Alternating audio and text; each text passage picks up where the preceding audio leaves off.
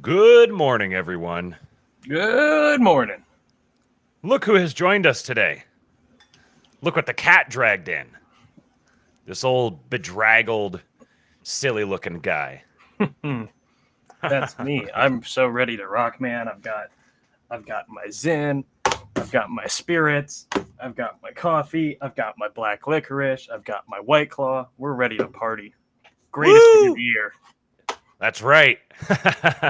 I see there's some Canadians posting in the chat, and I'm half tempted to mute all Canadians today. Like, Canadians are not allowed to comment in the live chat. You guys had your day that we took over 3 days ago, and now we get our day. Yeah, we don't care about you. So you guys are here for the ASTROLABE on King Pilled, brought to you by King Pilled, and today I am joined by Cooper. Cooper is making a showing. Hello. So, got a whole bunch of stuff to get through today. Do me a favor, hit the like button, and CRX says we've already conquered the Discord. This is true. There is a lot of Canadian posting in the Discord. I don't know if we need to put a stop to this soon, or the thing is, if you get conquered by Canadians, encourage more Americans to join. Yeah, right. Yeah, you got to help us. The thing about Canadians is if they conquer you, what are they going to do? Like conquer you and just be nice? They're going to conquer you and apologize for it? It's not going to be a hard fight. Yeah. Just take your shit back. Yeah, that's right. You guys conquered us. Oh. Now give it back. Okay. Oh, sorry. Yeah, sorry. Oop. Parker Mize says everyone loves our fake moon landings, China included. Man, this is starting to turn into something. I keep seeing it now. Everyone's talking about the moon landing, and people are really trying to double down on this idea that somehow questioning the moon landing is a denial of the white identity. Cooper, what do you think of this? I think that's retarded. To put a fine point on it.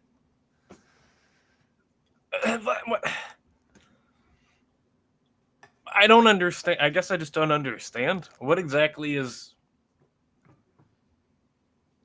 I don't know, man. What are they supposed... What is... Okay, the moon landing, supposing it's real. What does that do for me? I don't... This had nothing to do with me. I don't know. I don't care. I don't care, man. Okay, so my stepfather is not... Well, these days he's getting a little more schizo. He's kind of moving in the prepper direction, which is a good development. Coming from, kind of basic bitch boomer con. Oh, preppers are boomer schizos. Yeah. And I remember as a kid, he wasn't a big conspiracy guy at the time. But he did, because he was a contractor, and he did some work one time for a radiologist. And this is the only conspiracy theory I ever was exposed to as a kid. And it's the only one he subscribed to, where he said I guess just taking this because the radiologist is dude, there's no way that we went to the moon. There's no way. If the radiation is actually what they say it is, and you're just wearing fucking tinfoil, there's no way it happened. There's just no way. So my stepdad, upon hearing that, was like, huh, very interesting. So he's kind of a forerunner in that regard, where you got this boomer guy who He's been denying the moon landing for, I don't know, decades at this point. My stepdad, that is.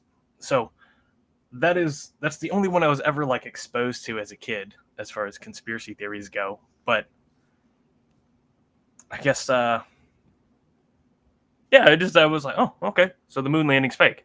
I just took his word for it, and I've just kind of held to that position ever since. And it seems that that position, as time goes on, is more and more, I don't know, vindicated. Mm-hmm. I just like, okay, I don't know, man. Like, okay, suppose it was real. I don't really care either way. I'm totally like, I have no emotional investment in this issue whatsoever.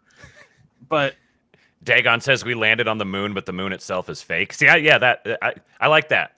I like that. We did land on the moon, but the moon is fake. yeah, the moon was a set in Hollywood or something. Yeah. I don't okay, setting that aside for a second, like the moon, is it real? Is it not? Is it even a place you can go? Did we go there? Did we not? Okay, whatever. I don't care about that. But then there's a kind of this leap that goes on as of late in the Twitter circles about like this has something to do with like whiteness or like great achievements of the white man. And this is really gay. Yes. And that what you listed off there, like there's a bunch of different questions that are contained within that, it's evaluating the premise on its own.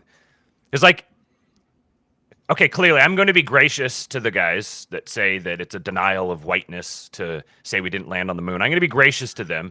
And no, it was a bunch of black women who put us on the moon, remember? yeah, that's what Duff had said in the chat. Yeah. Oh yeah.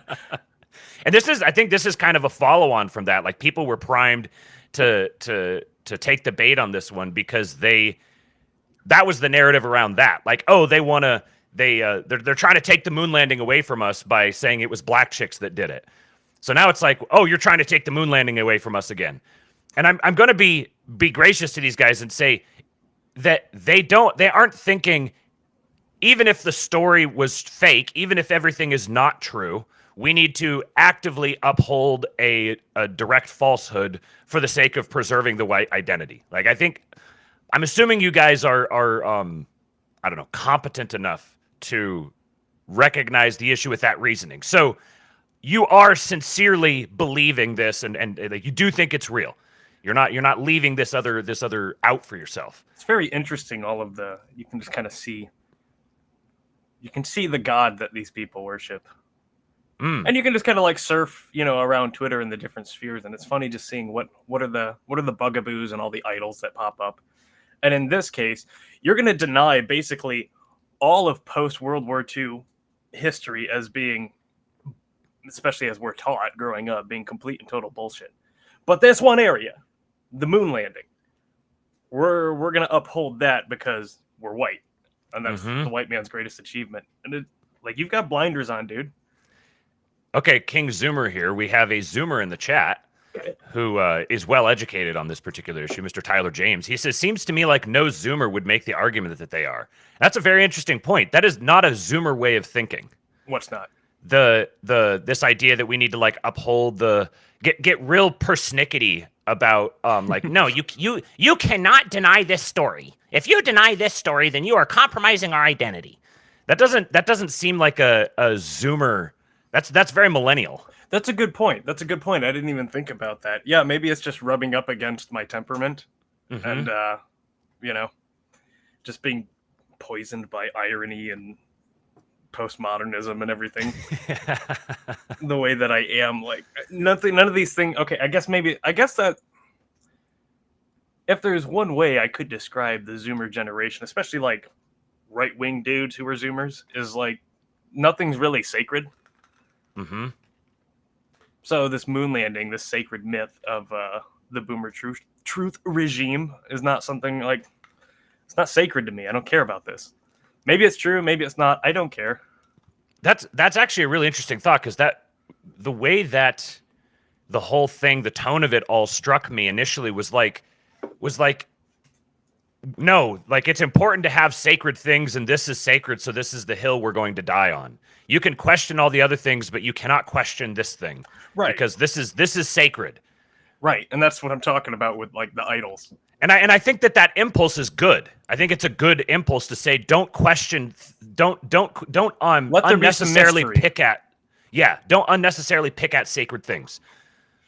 But I guess we're not going to do the whole thing about the moon landing, but I'll just make one last comment on this. That the whether we landed on the moon or not, the entire question of it is not that interesting to me, because I think no matter what the story is, it's a really interesting story. Whether we landed on the moon and the normal narrative, or we actually went to the moon in a completely different way and then also managed to execute this mass propaganda to convince everybody that this is what happened, so we can work in secret. Or we didn't go, and we still convinced everyone that we did. Yeah, like all of these stories are all like massive, profound accomplishments that are super fascinating, and there's lots of interesting things to study and uncover about them. As Kate says, she says, as I keep seeing on Twitter, it's the white people equivalent of we was Kangs. That's basically how I feel about it when I see these white dudes spurging out about the moon landing. Mm-hmm. That's a really good point. It is the we was Kangs. Yeah, don't and it's not even like people are challenging the Kang notion with it. Because like we just said, there's like any of these things would be like generational accomplishments that are incredible. That could be like, this is our legacy. We managed to do this amazing thing. But like, to me, the greatest irony in all of this is that I don't have a bone to pick about the moon landing specifically. I think it's retarded if people get super butthurt about it in either perspective. I still like pearl clutching in general. Right. To me, it starts with relativity and the ether and understanding what happened with Einstein and the moves that they made with the field of physics that formed the pretext for any of this happening. So the standard model story would tell you that they did this great, wonderful thing based upon all of this stuff that happened 50 years before. And all that stuff that happened 50 years before was bullshit. And it directly implicates the prime methodology of picking up some Jewish guy and saying, do what this guy says. And everyone just organically flock to what the Jewish guy says. Don't question it. Don't challenge it. And that's basically what established the basis for scientism. So I'm like, okay, so there's all kinds of fuckery back here that needs to get sorted out before we can have any idea what happened up here. And yet if I question what's happening up here because of what's happening around the fuckery surrounding the installing of the fraudulent Jewish guy, then the people who screech about Jews all the time are like, no, don't question that one. What am I supposed to do here? Seems a little arbitrary. Uh-huh. And then there's also, I think, a conversation to be had. Or maybe not. Like, I do find it kind of annoying when people are like, we need to have a conversation. And what that usually means is I need to listen to you. Yes, right. And I'm not interested in listening to you. But this white identity thing, guys, this is really gay. Mm-hmm. This is really, really gay. What does that mean? What does that mean? You know? Mm-hmm. So, like, okay, I think I've got a tiny bit, and this will spurg them out. I've got a tiny bit of Ashkenazi. Mm-hmm. I've got mostly English and German. I've got some Irish in me, and I've got a Spaniard in there somewhere. I guess. Am I white? Does the one drop rule apply? Like, in which of those particular groups of which my heritage is derived from? Like, who's the white ones, who's the not? Because, I mean, 120 years ago, Irish people were like the missing link between ape and man. Yes. So, now they're considered Nordic whites. Come on. Yes, they were like, as I was going to say, the biggest issue, like, so they're going to spurg out about the microscopic Ashkenazi that, but like 120 years ago, the thing everybody would have been freaking out was the Irish that's in you. Yeah, right. Because the Irish were Negroes. The Irish were subhuman. Yes. They were like, how do we take care of these animals? What do we need to do with these animals? All they do is drink and fuck and commit crime and kill each other. And Yeah, they go and they uh, uh they go and they consort with all the blacks, They're hanging out the with other the Negroes. blacks and the Jews. Yep. So like, but now all of a sudden, okay, so in 120 years now the Irish are white, right? I would assume. I don't see anybody out there denying that the Irish are white, whatever that means. North Sea says even Ashkenazi are more than half white European genetically. And that's You're another right. point. That's another That point, is that more this than that. insisting upon this whiteness thing leads you inevitably to taking the Jewish claim at its face. Yeah, I mean, the vast majority of Ashkenazis have, if they have any connection whatsoever to actual, like, Semitic ancestry, it's like microscopic. Mm-hmm. Right. The majority of them are white. Yeah, So, white Europeans. Yeah, so I understand kind of vaguely what people are trying to drive at with whiteness. Like there's sort of a yeah, but that essentially. I think it's just I don't think I know I don't actually. But you can't get really dogmatic. Once you start getting really dogmatic on it, you have to define the boundaries on this. And it turns out there are no hard boundaries on this concept. Yeah, it turns out people have been race mixing for a long time. Yeah. Once upon a time, race mixing would have been like I don't know, like Greeks and Italians. Yeah, right. So, and I see people who appeal to like the Western tradition, and I'm like, okay, so a Greek guy or a Roman guy today would be much darker than, I don't know, like a Brit, like a native, been there for generations Brit. So this is like, there's something that's being done that it's like it's skin color, but then when you dive into the skin color thing, well, actually, no, it's not skin color. It's actually being part of this tradition that encompasses people that are both part of that skin color or not. Because empires also were not like hard lines drawn on the ground where the people on one side of the line are one way and the people on the other side are the other way. There's gradients on it. Even the empire doesn't have hard definitions. So to get really dogmatic with something like this and be like, no, this has to be the defining fundamental characteristic that everything else revolves around, you're trying to ground everything in a fiction. Well, okay, and Josiah says no one has this conundrum when checking boxes on a form. And I think that's fair, but that's, I think, the result of conditioning. Mm-hmm. I don't know, 200 years ago, would you have seen yourself as white or as Irish if you were Irish, And not even that long ago. Even in a lot of places in the U.S., even like 60 years ago. What relation does like an Irishman have to the Caucasus Mountains, Right. Maybe somewhere way back. Mm-hmm. And I mean, the fact that even I don't know. I don't know how to square this one. Okay, so this is, I'll throw a bone to the internet racists. It is like, okay, when I look at like an Australian Aborigine, sticks together. Yeah, I'm right. Like, is that thing human? So that I get, okay, maybe you can draw a line there, but at the same time, I don't know, some Nordic white person and that subhuman mongrel or whatever, they can reproduce together. Yeah. So, I don't know, man. Yeah, should they? No. I would say no, they should not reproduce together for a lot of different reasons. But like, Meh. I find if you want to divide things along the lines of like I don't know, British heritage or German heritage or something like that, I think those are much more real. I think those are actually more definable, more like if you're like, I only want to be around people with German heritage. Okay, like I don't have a problem with that. I think I'd like to be around people with a German heritage. I have a strong German heritage. I'm basically one part each of German, Scandinavian broadly, and British and Irish. So yeah, same here. But the thing is, like, okay, when you say, this is where it kind of breaks apart for me. Like, okay, maybe, like, I don't have a connection to any of these sort of ethnic backgrounds. You know what I mean? Right. Yeah. Like, so, okay, British culture. I don't know what that means. Irish culture, German culture. Like, okay, maybe I go to like German Fest or whatever. Oktoberfest once a year and get drunk with a bunch of people wearing the lederhosen or whatever, and we're dancing to polka. Like, yeah, that's fun.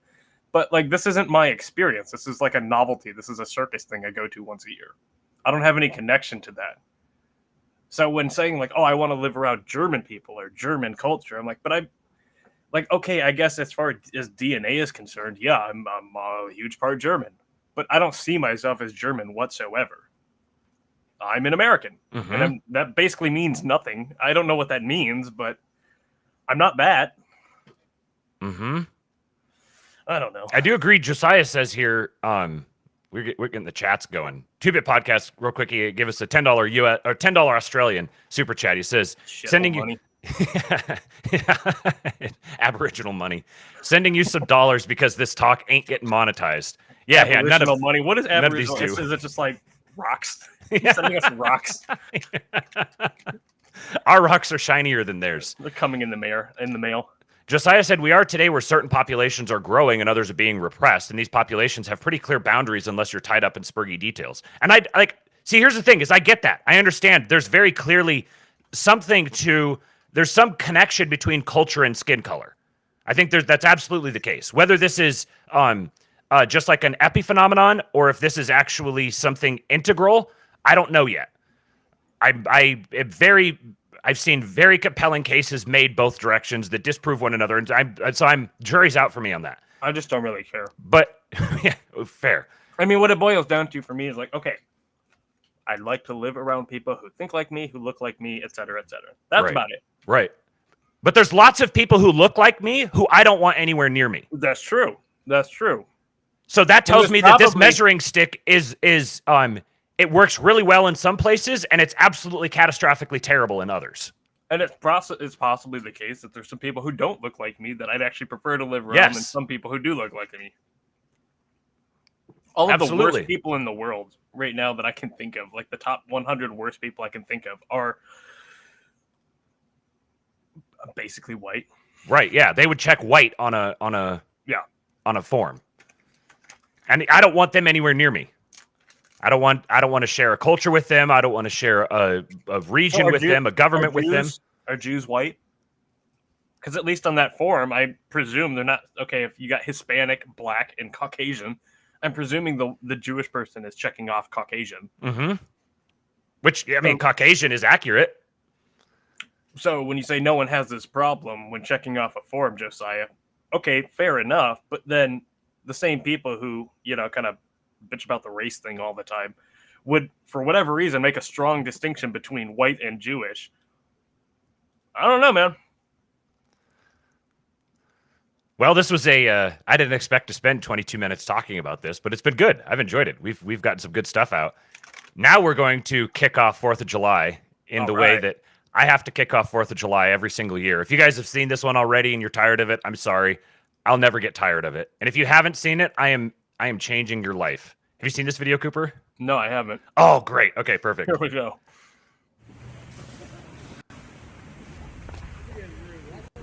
Hold the hand, Tico. Okay, come on. Oh my. Hey, hold on. Hold. 2 cars come. 2 cars come. You got 2 cars coming 2 different ways. Here you go, there.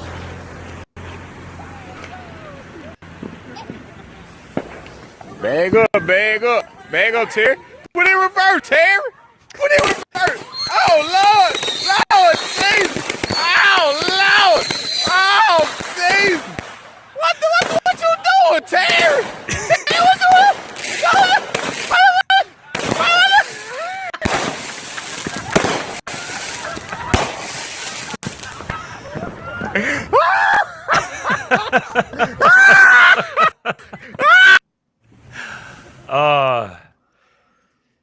And it is now 4th of July. Back up, Terry! What you doing, Terry? I guarantee you, that's going to play in your mind at random points throughout the rest of your life. You're just going to hear that anytime someone says back up, you're going to hear that. Okay. I don't want to live around people like that. I don't like loud people. Yeah. I'm trying to train myself to come around on the on fireworks as like a net good, because I like fireworks. I liked them when I Once was a younger. year. Yeah, I liked them when I was younger, and then they've just gotten kind of tedious. A lot of it has to do with having a dog that just loses his shit, and it just ruins the entire evening because the dog is running around and freaking out. And so we have to do this big. We got to get all prepared and everything. And you're not going to tell me that having a dog is a bad thing, or that I should just get rid of the dog. So I was just like, ah. But I was thinking last night. I was out standing on the back porch in the dark, and people are occasionally I just big boom off in the distance. And the first time I heard one, it kind of made me jump a little bit because, you know, you're just hanging out in the backyard and all of a sudden you hear a big boom and you're like, what the fuck? Oh, that's right, 4th of July. And we're pretty close to a military base, so those kind of the jets are flying over all the time and everything. So my mind raced for a second, and then I realized, oh, okay, all right, it's just fireworks. So then I was thinking, I was like, there's actually something to the idea of having those loud explosive. There's like a power, this loud explosive power to it that just kind of like projects energy out.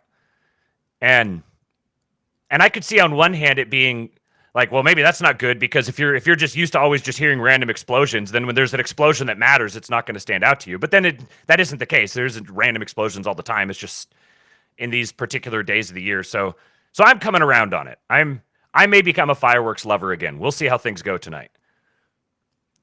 My dog is suffering under the spirit of the devouring mother. 2-Bit Podcast has been a member for 9 months. He says, proof that fireworks are for civs only. I know he's going to trigger Cooper with saying civs. No, civs is but okay. I didn't like civils. I thought that okay, was civs good. works? Yeah, civs is all right. Okay, I know that it's very important to Jason to get your stamp of approval on it. Civ cap. Yeah. Yeah. Thank you, sir. You could become a channel member as well if you'd like. It's $5 a month. You could become a member of the King Pilled. And then CRX here, 501 Canadian. He says, showering you guys with foreign monopoly money. The penny is to roll down the street to see if Cooper chases after it. I'm not going after it. I'm not getting them, dude. I'm drinking White Claw. I think maybe that's the litmus test, whether or not you're actually Jewish. Do you chase the penny? I don't. In fact, I usually give the penny to my daughter so she can, I don't know, lose it. I don't like them putting chemicals in the water. Oh, I spoiled it. I want to hear your heart. I don't like gay people. I don't like them putting chemicals in the water that turn the friggin' frogs gay. Oh, Do you understand that? I think it's broken. We're going to talk a little bit about right-wing art in a little bit. And that one made me laugh. Here we go. So we're talking about British culture. And if there is truly a British culture, then I have found it. This guy's a proper patriot. I wanted to go reform, to be honest. But since that bloke said, and he's only saying what we all think, shoot them when they're coming off the boats. Ooh, are we all? I'm not thinking that. Are you thinking that? Oh, you're a woke. I wanted to go reform, to be honest. You see his face, he's just like, oh, you're a woke. This little interaction, 17-second interaction, there's so much in it. You've got the sneering little longhouse agent, and then you've got the old white man who's just like, just shoot them when they come off the boat. Just take care of the problem. Just end it. And I think I can't remember the guy's name, but the woke bloke, he's like, oh, I'm not thinking that. Are you? Oh. Here is British culture. I hope the good guys win. You know, now just to go back, or just to retcon everything I just said about race maybe 5 minutes ago. Yeah, maybe just kind of sink the boats, man. Yeah. You know? Right? Yeah. Mm-hmm. It is possible to hold both of these thoughts at the same time. Or just don't give them boats. They're not going to build any. You know? They don't know how to do that. Yeah, who's giving them the boats? Stop giving them boats. Problem solved. I had this one. I was going to show it to you. I'll show it to you off the show. It would break some of the rules of the show, so we're not going to do that. I wanted to get your opinion on this one. Okay. So, which one is it? Hold on, freaking tabs. Glenn BC. Okay. So tell me how you feel about this after watching this. Okay. This is no will keep you safe. Born in America, baby. As long as you're white and you're straight. I thought you just said that. 'Cause some folks are still racist. I hate to say it, but maybe the scientist is gay. Wait, did he just say it? Hell yeah, brother! Life within you. This. That is like distilled millennialism. Totally. I honestly can't tell if it's a parody or if what it strikes me as is a deeply ironic Zoomer parody of millennialism. No. And if it's not, it should be. Because I'm sitting here watching this and I'm like, they're going into the chorus or the hook, life in the USA, like that. That's like white boy summer energy. And then you've got like maybe DeSantis is gay, which I'm like, that makes me laugh. I think that's funny. And it's so preposterously like out of touch. It's so completely, if you're taking it seriously, like everything's safe for you unless you're white and straight. That seems to me like something that's over the top, because I don't think someone who actually believed that would be capable of actually putting together like a compelling piece of art. I don't know, man. You underestimate the degree to which a millennial can just take the cringe to the moon. Well, these aren't millennials. This by age, these would definitely be Zoomers. Are you sure about that? It sure looks like it Is to that me. guy I guess young? I guess Is there he could be a younger lot than me? He looks like he is. Yeah, he looks like he's probably 20. I don't know, man. The whole sound, the whole vibe is like it harkens back to that. I don't know, early aughts pop punk. Yo, yeah, that's exactly what it is. It's like Green Day, Yeah, All American Rejects, that's my heyday. Like that. Yeah, right. That is you. Yes, yeah, and it's not even that I like the music so much as that when I hear the music, Sum 41, exactly, Yep. Simple Plan. When I hear the music, it takes me to that time, and that's a really positive. I have lots of positive memories, and everything's great there, and so. Like, I can't even evaluate the music itself objectively. All I can do is just, like, react to it. My impression of that is, what do we say? I don't know. I feel like if that were just like an ironic Zoomer parody, I feel like it'd be like vaporwave or something. I don't feel like they'd go with 90s pop punk. But I mean, if they're parodying the millennial, that millennial spirit. I think you're projecting a bit too much. It's kind of it's like that meme of Don Draper and that other guy in the elevator, and the other guy, I feel so bad for you. And Don Draper's like, I don't think about you. Like, Zoomers don't think about millennials. They'd like to make fun of them. They'd make tons of memes at their expense, and that's exactly what this would be. It would be like someone. It would be like someone from the 2000s. Doing deciding to start playing like butt rock or something. They're calling back to this older age, but they're like, I'm going to take your art and I'm going to do new things with it and fuck it up to make fun of you with it. Which seems to me like that's a very Zoomer type of thing to do. I haven't looked into this at all. My impression is that is sincere. Mm-hmm. I don't think that's a parody. Okay, yeah. That's just my impression. I could be wrong. I could have easily gone down and actually figured it out, like gone and found the whole clip and everything, but I thought it would be fun to just talk about it.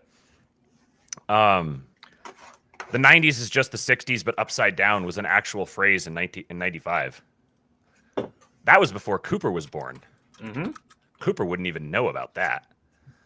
Okay. So, all right. I think we've just about finished the little one-off things, but I've got one here.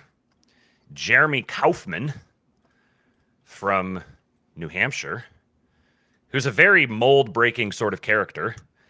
He's somehow, on one hand, manages to be like a total, just pure dyed-in-the-wool libertarian, but he also like race posts and Jew posts, and I think he is Jewish himself. So he's a very interesting character. But he says, last Friday, the Supreme Court ruled it was legal to remove homeless encampments. Last night, my city, Manchester, New Hampshire, passed an ordinance banning all street camping. Today, they sent in the bulldozer.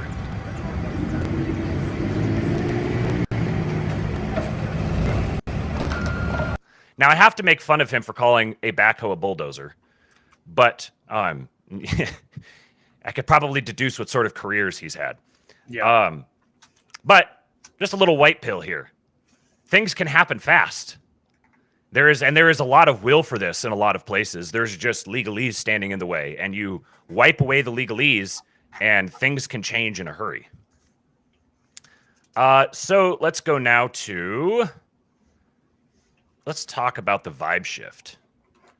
So I mentioned... shift. Yeah. We're just gonna kill them. Hopefully you guys get that reference. You ought to, or your right-wing online cred is revoked. Richard Spencer, speaking of cringe millennials, he says America is about to go through a widespread, sweeping vibe shift, for lack of a better word. Trump is part of it, but it's bigger than him. The religious right or Christian nationalism is part of it too, but it's bigger than those movements and policies. Liberalism or Americanism is played out and is increasingly incapable of confronting or defeating what is coming. Everything comes to an end.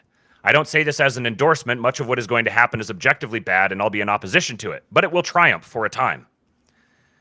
So, very smarmy, as is typically the case with Richard Spencer. And I do think that he lumps liberalism and Americanism together, and I think that is a mistake. I don't think that they're the same thing. I think Americanism is still to be determined, but it is something that's distinct from liberalism, and it is going to it's not getting played out. It's not going anywhere. We're going to talk about the re-industrialize movement in a little bit here that refers to this, and then we're going to talk about how amazing America is. So America is not going anywhere. The personality, the soul, the spirit, that's here to stay.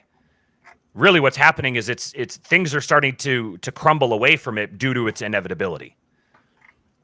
So for some commentary on the vibe shift that is happening, get some generational analysis in this. This is a powerful mutual of mine, Vagrant of Rhodes. You guys should go follow him. He says, Thread, the vibe shift is more palpable every day. I see more little dark age schizo edits on the timeline than ever. Trump mogging Biden is the most memorable debate image. By generation, the vibe shift marches on. Disclaimer, this analysis is from the POV of a millennial. So he's quote tweeting this. I read the thing the other day about the French woman talking about not being able to go out without being molested. And Klaus Arminius says, I posted a video of French women complaining about sexual harassment by immigrants on Instagram. Within hours, the comments were flooded by teenage boys saying blacks or Muslims and calling for mass deportation. Most of these teens have their accounts public with their full names. Attitude toward immigrants and foreigners have significantly changed, even if the boomers who interact with my Facebook page don't like them. So that's the basis for his comments here. He says, Gen Alpha are realizing that their future has been sold and are growing up with an insurgent mindset. They've known nothing but decline and have had to watch their parents stress and wither under it in real time. They see the stupidity and lies all around them firsthand. They are a bit of an enigma still, but many of their parents are or were loyal regime acolytes and used their kids as props or accessories to signal loyalty to the cause. As a result, they will likely be anti-regime because it doesn't serve their interests and mostly hurts them. And one point I want to make here is that them being anti-regime is not coming from a deeply considered analysis of the political implications and a study of history, and this isn't a rational impulse. This is the vengeful son impulse. That's just like The regime is all the things that I don't like. All these things that have been imposed upon me, all this gay retarded shit, the clown world, all of that. This reminds me of my parents who sucked, and I didn't want to be around them. She's got an interesting breakdown of the generations here. You've got the lost generation from 1883 to 1900, and you've got the overlaps of all of these. So this is targeting Generation Alpha as early 2010s to mid 2020s. Now, I do think that he's attributing some of this to Alpha that I think is attributable to the Zoomers. Yeah, I think some of that spirit. I think that spirit is really beginning. I with think the Zoomers. Alphas are still coming online. I think don't so think too. I don't think we've got a really good picture of them and where they're going yet. Like early 2010s, so that means like the oldest possible alphas would be like 13 or 14. Yeah, right. We're not really hearing from them Yeah, much. I'm they're sure like- there's anonymous accounts out there that are run by 13 or 14-year-olds, but Autistic kids, but yeah. most of them are probably playing Roblox and watching fucking Skibbity Toilet or something. You know? I keep seeing some of these memes that I have zero context for, don't understand at all, and I don't see any point in the future where I'm actually going to go down those rabbit holes and start to understand the You're lingo. becoming an old man. I'm becoming you're an falling old behind, man. Yeah. I was on the cutting edge for so long, and now, I had a kid, and now I can't keep up with all the lingo anymore. Back to the thread. He says, Zoomers are interesting. They, mostly men, are realizing that their youth was sacrificed upon the altar of regime power. The propaganda they were raised under has crumbled very publicly. COVID, crime, and migrant violence are breaking the spell for many of them. The guilt and grievance politics of their youth all turned out to be lies to lull them to sleep and steal their future. Many, mostly women, have bought those lies to deal with the loss of guaranteed safety and success, but more are realizing that way lies madness. Mm-hmm. She's got the wide ideology gap is opening up between young men and women in countries across the world. So this is from 2005 to shortly after 2020, basically close to the present. South Korea, the liberal versus conservative split is massive. In the U.S., it's almost as big, but it's all much more liberal, interestingly. Germany is actually slightly more conservative. I'd be interested to see how they're defining liberal versus conservative here. Is that okay? I see what you're saying. Yeah, so this is 18 to 29-year-olds. Mm-hmm. But you can also see these trajectories. Those trajectories are pretty. The liberal trajectories are actually. So the hold on, they got the colors backwards. So yeah, so the women's trajectory is going sharply liberal, and the male trajectory is going gradually conservative. Man, they really got this all backwards. So red is woman and liberal. Yeah, Blue right. Yeah, is that conservative was and throwing me through a man. loop there for a minute. Yeah. So Germany, so all the women are just spiking off the charts, except for in the UK. That's interesting that the UK is, there's actually showing some sign of tailing back the other direction. You can also see the absolute state of British men. This doesn't really square with my experience. How so? I don't know that. Okay, granted, I'm. This is like a sample size of n=1. I'm just talking about myself, but I think, like the women, like that trajectory of going more and more liberal, I don't think is. If that is the case, it's not sustainable. 1, 2. I don't know that is the case. I think maybe to some degree it's fashionable. Mm-hmm. So that's and most people don't think about these things deeply. So they're just gonna go with, what are the currents? Where are the currents leading? Yeah, I'm that. Whatever. Mm-hmm. And I'd also wonder what the methodology is for ascertaining liberalness. Like, yeah, right. Is this just Furthermore, like nice things happen and the girl's like, yay, nice things? Furthermore, because I was talking to, I've got a good buddy. His wife is very much typical shit lib. I was over at their house for one of our mutual friends' birthday. And her and I got in a long conversation talking about politics and worldview and philosophy and things of this sort. And it's surprising. They haven't examined, like it's clear to me that they haven't examined their worldview, because it's surprising to what degree some of their beliefs, if you follow them through to their logical conclusion, end up just being like eugenics and like, But they don't think about these things because they don't follow it through. So they're just like, oh, liberal. Like infinity migrants. Like, don't you feel bad about them? Aren't you a Christian? Don't you feel bad? And it's like, then on the other hand, you played that Charlie Kirk clip the other day. I was just going to mention that, yeah. Then on the other hand, they'll hold these things simultaneously. And if you start pressing them on it at all, it just immediately falls apart. And I think they realize, I think maybe subconsciously they know that, which is why they don't examine them. Because that was another example. I was talking to another friend of ours who is total shitlib. I was talking to her yesterday, and she was asking me like, "Hey, did you watch the presidential debate?" And I'm like, "No, I don't know. Like, I saw some clips and stuff like that." And she's like, "These are our only two options. These are our only two options, and this is not good. Look at Biden. This is like, now that we're talking about like abortion and stuff, and then he got confused and started talking about immigration. I'm like, you're a Democrat. Like, abortion is the issue you should shine on. She's going on and on. She's like, meanwhile, we have fascism just sweeping the country and sweeping Europe and stuff like that. And she's like, it's in living memory. You had people like Hitler and Mussolini and Stalin. And I stopped her. I'm like, Stalin?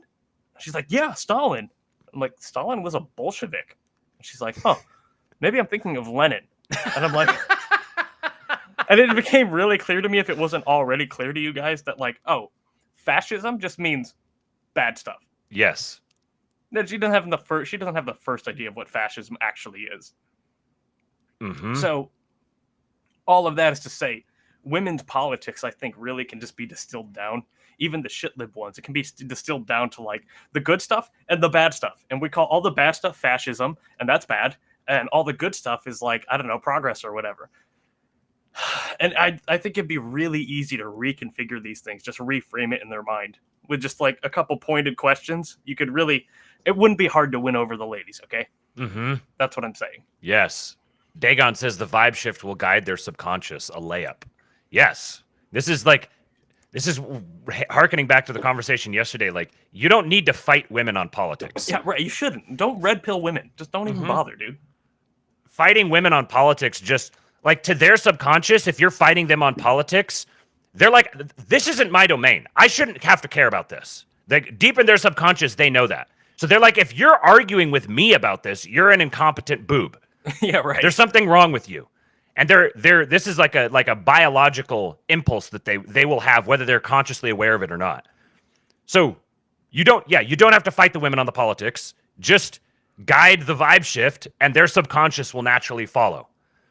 Witt says the millennial's personality was defined by defeating Voldemort, and that was defined by Obama winning. That's a good point. Yeah. And so ever since that happened, well, Voldemort's been defeated. Well, why does he keep coming back? He says millennials have split into two distinct camps, with one half joining the youth in the vibe shift, and the other half stubbornly abiding by the sunk cost fallacy, blindly supporting the regime. The split here is also somewhat along gender lines, but less pronounced than in Zoomers. I think it's a good observation. I think the Zoomers are much more starkly men versus women in terms of like what liberal versus conservative or whatever metric you want to use. And Zoomers as a generation millennials as a generation are very fractured. There's like a really sharp split. I think there's probably, this may just be me as a millennial, but it seems like there's more of a polarity within the millennial generation than with any other generation right now, at least. But that polarity is not strictly along gender lines. It's much more like you've almost got like four quadrants of millennials. It'd be like the cringe men and the cringe women and the based men and the based women for in simple terms. He says those who hate the regime do so because the promise of their lives has been repeatedly ruined or delayed by crisis, mismanagement, and resentment politics by the regime against the halcyon days of their happy childhoods during the final golden age of the West, the 90s and 2000s. That's a good point. Mm-hmm. I'm really glad that the grievance stuff is kind of going by the wayside. Uh-huh. That shit was really annoying. Yes, except for the fact that the extent to which so-called right-wing people keep trying to rehabilitate it. Yeah, no kidding, man. Like it's like the ultimate like Con Inc. move. Like, take this thing that's dead and no, we're actually going to specialize in it now after nobody cares anymore. Yeah, we're conserving it. Like, we're gonna conserve Me Too and like all the things that like, dude, just. you know, let the dead Take a bury the win when dead. you get it. Yeah. Yeah. Ryan Isaac says millennials saw the 90s and won it back or realized it's Limp Bizkit vapidness and are going hard right. Dude, Limp Bizkit is so good. I typically I don't like new metal, but Limp Bizkit they get a pass because like, break stuff, man, that gets me so hype. Yeah. I mean, that's how it is for me with all the music from that era. Like, no matter how cringe it is, there's specific songs that I never liked and I still don't like them, but in general, any of the sounds of the 90s or the 2000s, I like hearing. I don't care what genre. Fish, two fish, red fish, blue fish. Na na na na na na na na na. Na na na na na na na na. Did you guys know that Cooper is a musician?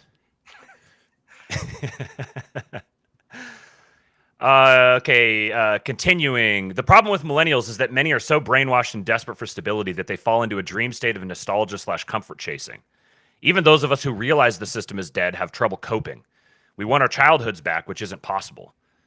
Gen X is less significant, but they are starting to understand that they'll need to stop both sidesing eventually. Their ironic detachment is no longer seen as cool. This generation fears being lame more than anything, so they'll go where the wind takes them mostly. It has the meme of the big fat greasy-looking guy who says, "How does the collective physical and mental well-being of society affect you in any way, LMAO? Mind your own biz." This, I don't know if this is an accurate portrayal of Gen X. I would have to have someone from Gen X weigh in on it. My instinct is that it's not. Buck Johnson, what do you think? Yeah. I don't know that the generation fears being lame at all. I think that's almost a defining characteristic of Gen X, that they don't fear being lame. They could care less about your opinion of what's lame. But some of that feels kind of performative to me. Yeah, probably. Because I look at as I was kind of a punk rock emo kid, and in hindsight, I look at the which obviously has its roots in kind of Gen X punk and all of that stuff. On one hand, it's very like non-conformist and anti-establishment and rebellious and all, really edgy and nihilistic and all that shit. But at the same time, there's a lot of rules that are kind of implicit. You know, like I don't know, if you had like the wrong color shoelaces on your Doc Marten or something like that, you were, you know, a fraud, or you were a poser or something like that. There's a lot of rules. There's a lot of rules in the punk scene that are unspoken, and people did not cross that line because they didn't want to, you know, they didn't want to be a poser. That's interesting. Yeah. So it's like this really seems to square with my impression of Gen X in general, which is that Gen X is sort of like defining themselves as not their parents. Yeah, right. Which then the millennials did the same thing. The millennials define themselves as not their parents, who are defining themselves as not their parents. So then that's why the millennials end up being a lot more like the boomers. Yeah. And there's a lot of millennials who have boomer parents, but you know, the personality of the generation isn't necessarily defined by the overwhelming experience of the characters of the generation. There's like the spirit of a generation that's sort of ambivalent to the actual experiences, except for maybe those of a few, but it's such a powerful spirit that it takes over the whole generation. ZB says, I was promised Saved by the Bell, but got hooked to a girl. The hot to it thing is so retarded to me. I hate it. Yeah, it's just people making celebrity out of outraging people. It was like that. Outrage porn. It was like the newest iteration of the, like, you know, Catch Me Outside girl or whatever. Yeah. That stuff, it's brain rot. I can't stand it. Parks and Rec generation is fantastic for millennials. Okay, so he says, many are wise to the real problems going on, but they're deathly afraid of admitting it for fear of social stigma. They still watch regime late-night shows while simultaneously complaining about how dumb the tax code is. Sorry to Gen Xers if my analysis seems harsh.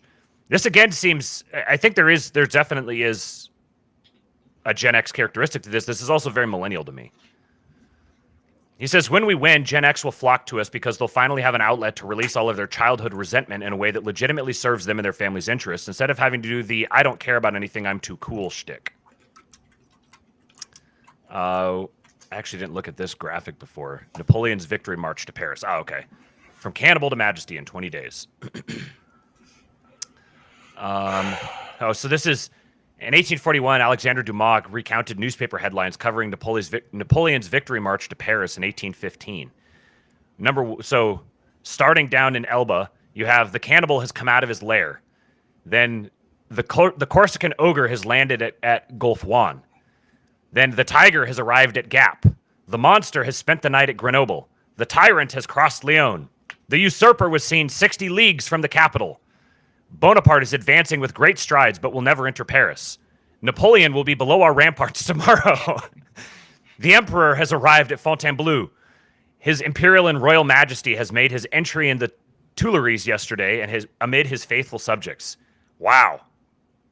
So this is 1815. The media has never changed. No, nope, nothing new under the sun. And this was over the course of 20 days. This is brilliant. This is a white pill, man. Like, uh-huh. This is why you don't need to worry about red pilling women. Don't worry about it, man. 20 days, that's all you need. Boomers, now here's a tricky one. We love them, don't we? They're the elders of this moment. They grew up as the major agents or victims of 20th century change. I think that's a very appropriate parenthetical. Because I think part of redeeming the boomers is going to be recognizing the extent to which the boomers were victims of their own times in the same way that we like to imagine ourselves. Perhaps the most significant generation to ever live in terms of raw impact, mostly bad, stubborn beyond belief. On the one hand, many of them are spoiled brats, but many are also incredibly based. They delivered Trump to the White House and warned us of what was coming. But they're primarily a generation of naive dreamers who thought they could do anything without consequences. Is this supposed to be like Giga Chad Noam Chomsky? Yeah. European tribes invaded each other in the past, so now you have to accept infinite third world immigration. They still hold all the cards in terms of wealth and power, for now, so the rest of us are kind of waiting as they run out the clock, arguing over how to preserve a system that is already dead, desperate to save the endless plenty gifted to them by their parents after World War II. It's easy to blame boomers for this situation, but many complex factors led us here. Some generations don't really have as much agency as we think and are subject to forces of destiny and fate. The grand story of the 20th century is partly their fault, partly their curse. I think this is just brilliant. Absolutely perfectly put. Each generation will have a role to play in the vibe shift. Gen Alpha will rebuild. Zoomers will supply soldiers. Millennials will be arbiters of the collapse as competing generals and elder statesmen. Gen X will try to salvage what remains of the past to invest in the future. Boomers will fade into the twilight. Their admirable but naive America will fade with them. We should not hasten this. We will miss them when they are gone. There's a profound lesson in their story I feel the need to call to attention. Ironically, a story of tradition. 1960s is the decade when everything changed. Forward by Tom Brokaw. I'm sure that's just absolutely gripping. No generation truly lives up to the past. It's easy to blame boomers, but many of them are burdened by regret over what's happened. They showed us how to recognize the signs of collapse, even though they got the solutions wrong. They are the last string to our past. We would do well not to cut it, but to instead remember their lessons, pitfalls and all. As the vibe shift continues, each generation will have a role to play in the chaotic conflict it inevitably leads to. There's only one thing I'm certain of. We are going to win. I love Baron. I think this is what they refer to as Kino. Is that what that means? I think so. I don't know. I see people say it, so I just want to. I want to say it too. Yeah, you know, I feel like I'm starting to become a boomer because I'm not keeping up on the slang. Uh-huh. Like, what's this one? I recently saw this one term going around that it's like every now and then I see a new word and I have to go do research to figure out what it means just to keep up with the times, and I'm not really interested in doing that. Do you know what fork means? Never heard of it. Okay, all right. So I'm not the only one. I'm seeing it pop up everywhere. It's just like fuck, but with like AR thrown in the middle. Fuark. An expression of excitement, emotion, and energy when something awesome happens or a mad beat kicks in. Yeah, okay, because where I first saw it, I was listening to Soul Bra's Soul Wave, DJ mix or whatever, which is a freaking banger, by the way. Soul Wave Volume 25. Highly recommend. And one of the first comments on it was Fuark. And then I started seeing it all over Twitter, and I'm like, I don't know what this means. So it's a respelling of the F word used to get around old online forums that would auto-censor other more common misspellings like FUK, FUKK, FOOK, and even FUAK. FUARK was the only way to say the F word on these forums. A well-known forum that did this was bodybuilding.com. So, today I learned. Speaking of Baron, here's a nice segue into our next little bit. Did you see this video yet of Trump at the golf course? Oh, yeah, I did. All right, so for those of you who haven't, you're going to get a little Baron sighting in here, but the video is pretty funny. You gave me so much. How did I do with the debate the other night? Oh, amazing. Kicked that old broken down pile of crap. Yeah. It's a bad guy. He just quit, you know. He's quit in the race. Is that right? Yep, I got him out of the race. And that means we have Kamala. I think she's going to be better. She's so bad. She's so pathetic. It's so amazing. It's just so fucking bad. So I just can't imagine. But can you imagine that guy dealing with Putin and the president of China, who's a fierce person? He's a fierce man, a very tough guy. And they see him. They probably he can't. But they just announced he's probably quitting. Good. Okay? Yeah, that's amazing. Just keep knocking him out, right? That's it. How awesome. How fucking cool is that? Now, there's people who are arguing about, like, I think Don the Pleb said, like, he doesn't disagree with anything he said, but he's like, can we please get some people around Trump who aren't just recording him and leaking it? Like, is that possible? Which was one of my first thoughts as well. I was like, who are these people? I mean, obviously, he probably just ran into someone on the golf course, and the guy's like, oh, fuck, I got Trump, I'm going to record him. But someone else replied and said, is this a leak or is it a leak? You know, like, oh, no, me saying really cool, awesome things got leaked. Yeah, right. I think Teflon Don, dude. Yeah. Now, this is interesting that he says that, because is this him? Like, it clearly isn't decided in the mainstream. It hasn't been reported that Biden's stepping down. In fact, yesterday he released a I think it was yesterday, maybe the day before. He released a statement that was like, I am absolutely not stepping down no matter what. I'm going to run and I'm going to win. So he's absolutely doubling down. We've got some more stories related to this here in just a minute. 20 days. 20 days, yes. So is this... So obviously, I'm sure that Trump has better sources than I do. So if Trump is coming out and saying that they just announced that he's going to be stepping down, there are breadcrumbs that exist that would indicate that that is the case. That Trump is going to be running against Kamala. And this seems to be what he believes.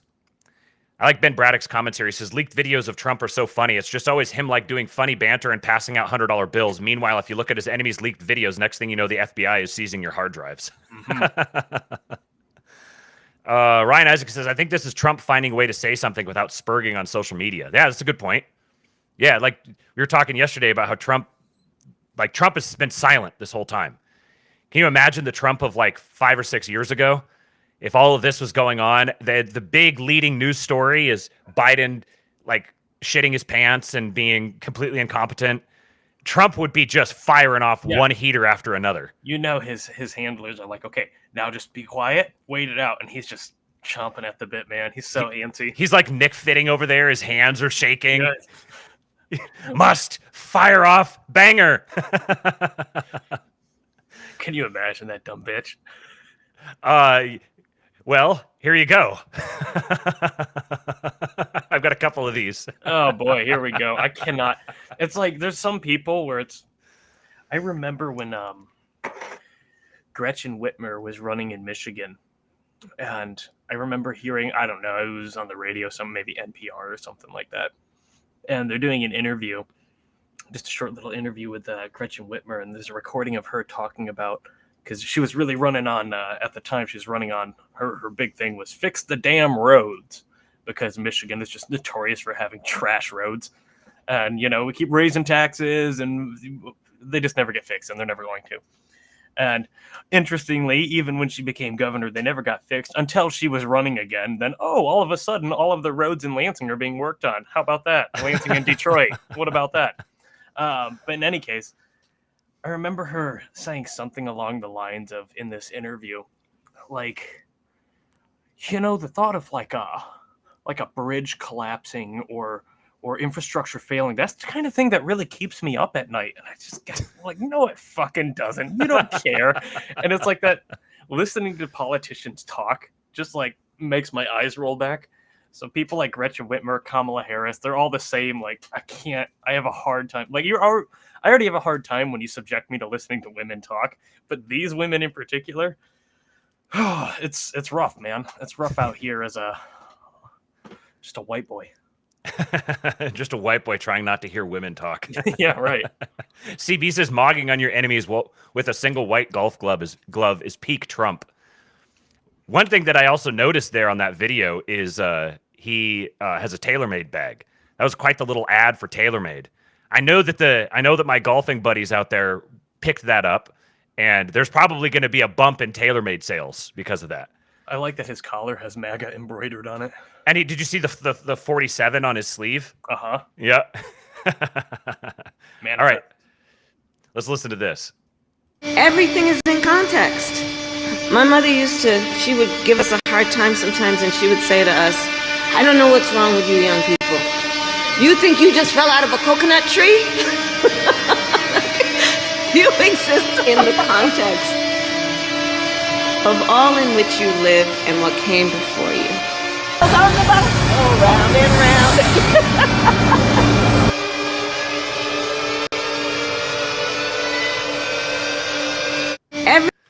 That background noise is really obnoxious. You recognize what it's from? No, what's it from? That's from the Joker movie. Oh, that's right. That's right. Yeah. So that the stream just got demonetized for that. You know what's interesting about her is she's really very memeable in a way that a lot of other potential candidates are not. Her having this sort of like really chaotic, absurd personality makes her very, very memeable, which to me lends credence to the idea, like, if you imagine this as a movie, what would be the next act in the movie? You would get like the two most memeable candidates possible going up against each other. So that to me, it lends credibility to the idea that, yeah, this is if you're putting your finger up to sense the spiritual winds, that's what's coming. It's interesting the polarity between the memes of the respective candidates. Like, all of Trump's memes are just fucking bangers, and all of hers are like, this is not a human. Yes. Dagon says, unironically, she would make a great Harley Quinn. That's a really good point. Okay, now we need an edit of Kamala Harley Quinn against Trump Batman. Give me a big fat Batman. The Ben Affleck Batman. So this one, I was dying at this last night. Guy says, I'm trying to get this high tonight. I love Venn diagrams. I really do. I love Venn diagrams. It's just something about those three circles and the analysis about where there's the intersection, right? Yeah, I see people that you agree with me, right? So, okay, so I asked my team, I brought props. I love Venn diagrams. I really do. I love Venn.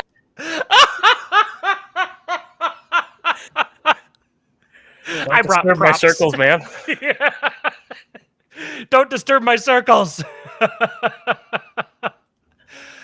Oh my God.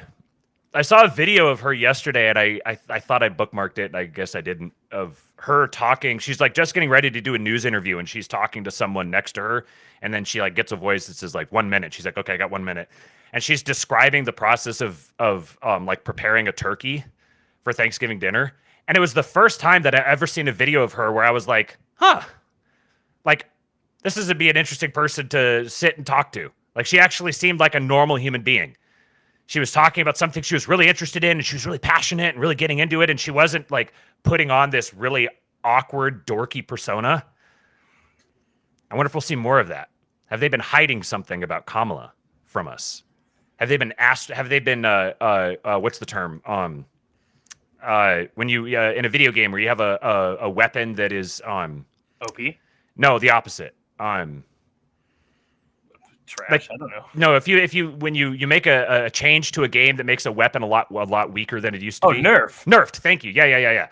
So have they been nerfing Kamala all this time? And there's something hiding behind there. I don't think so, but They're nerfing her. yeah, The devs nerfed her. yeah, She was just like spamming that shit on PvP. yeah. So I've got. Let me see. What was this other? Oh, so here's I could only open this in Safari because. Oh, come on! Don't be a dick now. Because the Daily Beast wanted me to subscribe, and that's not happening. So You don't want to give them $30 a month? no, I don't even want to give them my email. And I have an email that I never pay attention to that I could use, and they aren't even worth that. So intervention time. VP and Dem Govs meet Biden face to face. Why do they spell it Govs? G-U-V. I've never seen people do that before. First, Biden will lunch with Harris. Gavin Newsom of California and J.B. Pritzker of Illinois are among party power brokers meeting him tonight. So Pritzker, which is misspelled, is interesting because he is one of the biggest power brokers of the regime. He was basically he's who made Obama. So it says Joe Biden will lunch with Kamala Harris Wednesday for the first time since his disastrous debate performance amid calls for him to step aside in her favor. It's the first face-to-face meeting for the two parts of the Democratic ticket since last Thursday. The VP was praised for her defense of Biden after the debate in a series of TV interviews, which only served to boost her support as an alternative to the 81-year-old president. The 12:30 p.m. meeting was on the president's official schedule published by the White House, along with another meeting which may prove critical to his future, a gathering with members of the Democratic Governors Association. Some of the Democrats' most powerful governors will be present for talks with Biden at a pre-July 4th gathering planned before the debate, which is certain to turn into a key meeting about his future. Among those who will fly to Washington, D.C. are Gavin Newsom of California and J.B. Pritzker of Illinois. While Newsom has been unfailingly publicly supportive of Biden, they fucking misspelled his name again. Pritzker offered a less certain version to CNN on Tuesday night. He told Caitlin Collins, "I'm 100% on board with supporting him unless he makes some other decision. Then I think we're all going to be discussing what's the best way forward." The best, non-statement statement of all time. Yeah, right. I'm 100% on board with supporting him unless he does something else, and then I'm not supporting him. Depends what the definition of is. Right. The chair of the association, Minnesota's Tim Waltz, will also be present, a day after internal polling leaked to Puck suggested that the recently reliable Democratic state could be in play because of plunging support for Biden. The polls also suggested New Hampshire and New Mexico could also be tightening. They also suggested they also could be tightening. The writing is so bad. Even the prospect of having to spend more money defending what were regarded as safe states raises headaches for Democrats. It was unclear Wednesday whether Gretchen Whitmer, the Democratic Michigan governor whose name has been the most floated as an alternative to Biden or Harris, would attend in person or remotely. She denied a claim leaked to Politico by a rival Dem governor that she had told the Biden camp his debate performance would cost the party Michigan. Another governor whose name has been widely circulated, Andy Beshear of Kentucky, was thought likely to be attending virtually. He had offered a lukewarm endorsement of Biden to local TV station WLKY, saying, "Only he can make decisions about his future candidacy, so as long as he continues to be in the race, I support him." Beshear is one of the few Democratic governors to lead a Trump-supporting state, along with Roy Cooper of North Carolina. While North Carolina has trended purple and has been the subject of on-off speculation it could be won by Democrats in 2024, Donald Trump won Kentucky 62-36, underlining Beshear's cross-party appeal. So, let's see here. Stop sharing. I got to kill Safari because it's spazzing out. All right. Velo Montaigne, an anon that I stumbled upon, he had this. He quote tweeted that, and he screenshotted this part. It says, "And yet, even ignoring the fact that Biden has lost support in the polls, the argument that our candidate's debate performance only generated a media consensus against his candidacy is not reassuring. The media is a very powerful actor in American politics. Voters do not derive their impressions of candidates and parties from the ether. Their understanding of the world is shaped by the editorial decisions of editors, reporters, and newscast producers." So he says they just tweeted it out. They're just telling you how the game works. I do think it's interesting. My schizo brain says, it's interesting that they're using the term ether.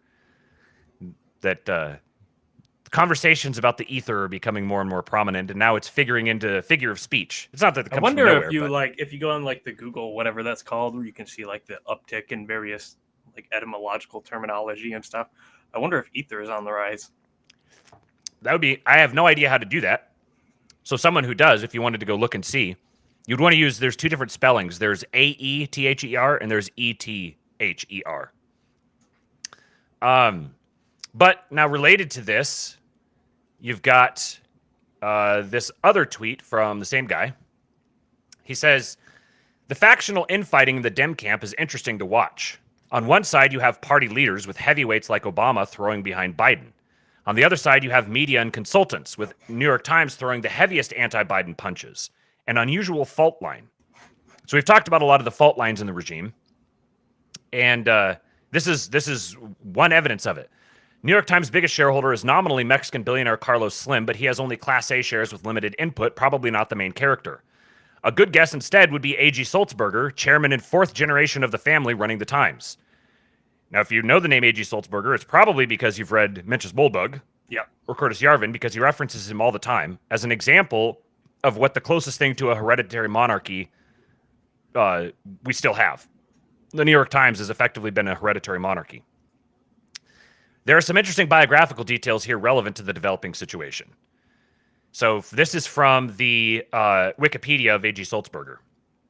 A Political magazine report detailed that Sulzberger has made a sit-down interview with President Joe Biden a priority for the newspaper, which claims to have interviewed every sitting president since Franklin Delano Roosevelt. Despite efforts to secure an interview, including appeals from Sulzberger directly to Vice President Kamala Harris, the White House has not allowed the Times the same level of access to the president as it did during the Trump administration. An anonymous Times journalist told Politico in 2024, all these Biden people think that the problem is Peter Baker or whatever reporter they're mad at that day. It's AG. He's the one who's pissed Biden hasn't done any interviews and quietly encourages all the tough reporting on his age. In a statement from the New York Times, an uncredited spokesperson responded to the story, emphasizing that it, quote, should be troubling that President Biden has so actively and effectively avoided questions from independent journalists during his term and the paper's commitment to a free press. Now, I don't exactly buy the notion that A.G. Sulzberger is committed to a free press. Yeah, right. But this is interesting that this is this fault line has been developing for a while. For whatever reason, I'm sure some people might have some interesting theories out there. I don't know well enough to say. But for whatever reason, the New York Times and the Biden administration are not in lockstep with one another. And it seems that there's an opportunity here, and the New York Times is pouncing on it. Colin's in the chat. One of my favorite people on the planet. What is up, Colin? Cursed World Podcast. Go check it out, everybody. Indeed. You can go see Cooper and I talking with Colin a few days ago on the Cursed World Podcast. Last tweet here says, sounds like Sulzberger wants to be a piece of history and is pissed the Biden camp didn't let him. Amazing how all the evil Xanadu speed chess conspiracy elite rules are in reality probably driven by petty personal vendettas of those in power. Eugippius was right again. This guy says, no, the cathedral versus the show. The show is the least influential and most replaceable, and that is what is happening. He says, I think Obama-era staffers in the EOP have real power. Moldbug's analysis isn't the be-all, end-all. And he says, this is a good test, cathedral versus show. So I think, obviously, the show is like the what the media is producing. The Hollywood, the quote-unquote mainstream press, the story that they're telling everyone, which is a cover for what's actually going on behind the scenes. And I think what's happening here is that the two are becoming one and the same. The show is becoming, it's revelatory of the cathedral. The narrative and the reality are being pulled into the same thread. Now this is, I have a whole bunch of, I've mentioned to you guys before that I have a bunch of lib friends from the West Coast who are all just, they're doing the same thing, just freaking out about the prospect of fascism, and they're like, well, yeah, this guy. Yeah, right. They're openly like, yeah, I don't care the condition of the president as long as he has the good people around him. So they're openly abandoning the model of like a strong central leader, and they've genuinely convinced themselves that, oh, it was just Biden having an off day. You know, normally he's actually peppy and sharp and everything, but you know, he had a cold and he had a reaction to his cold medicine, and the media was actually keeping his volume down to make him quieter, to make him seem worse. And I can't. I've been so long outside of that world. I don't understand how people can actually buy that. Who believes this? They convince themselves of it. They don't even have to be told. Right. That's the thing is, at this point, don't bother red pilling people. Anyone who has or could be red pilled is already red pilled. Don't even bother. Mm-hmm.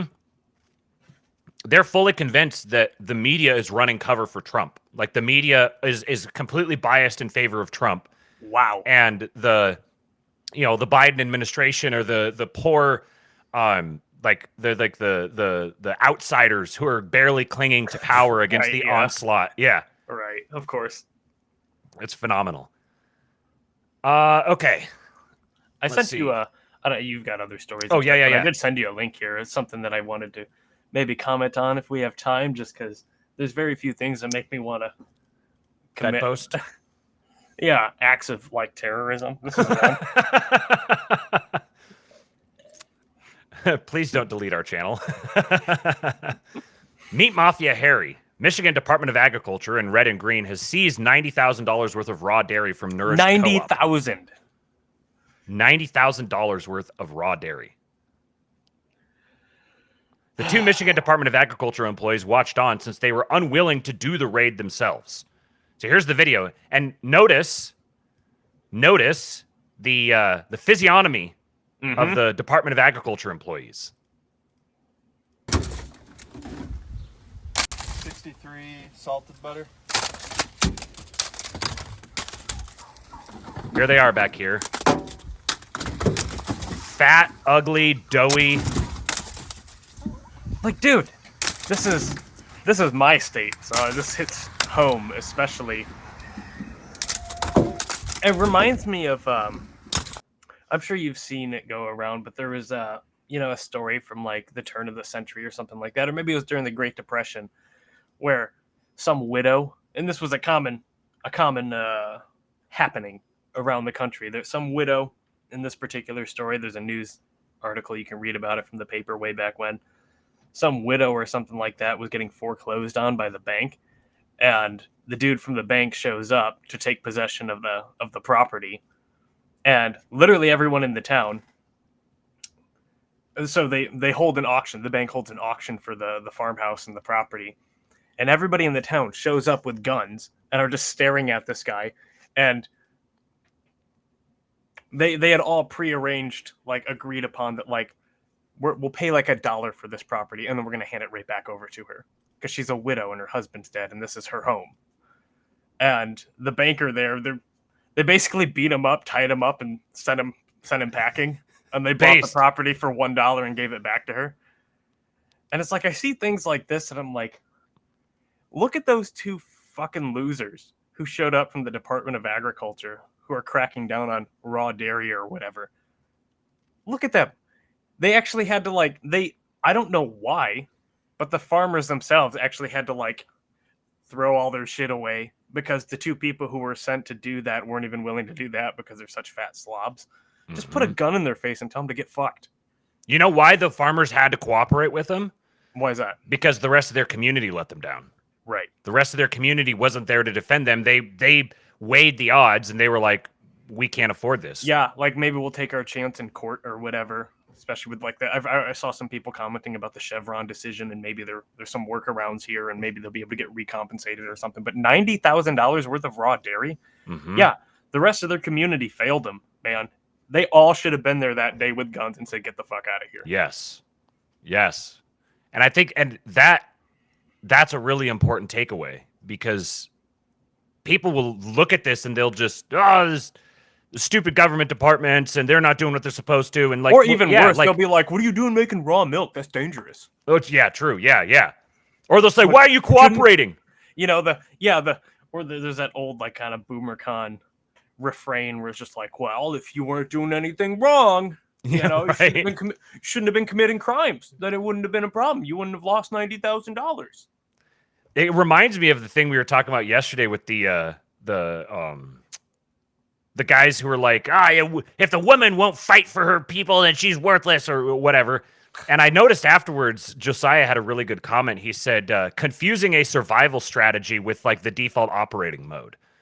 Like, yes, if a woman's choice is die or become a war bride or whatever, then yeah, she's going to take the war bride option. Yeah, the same right. thing with these guys.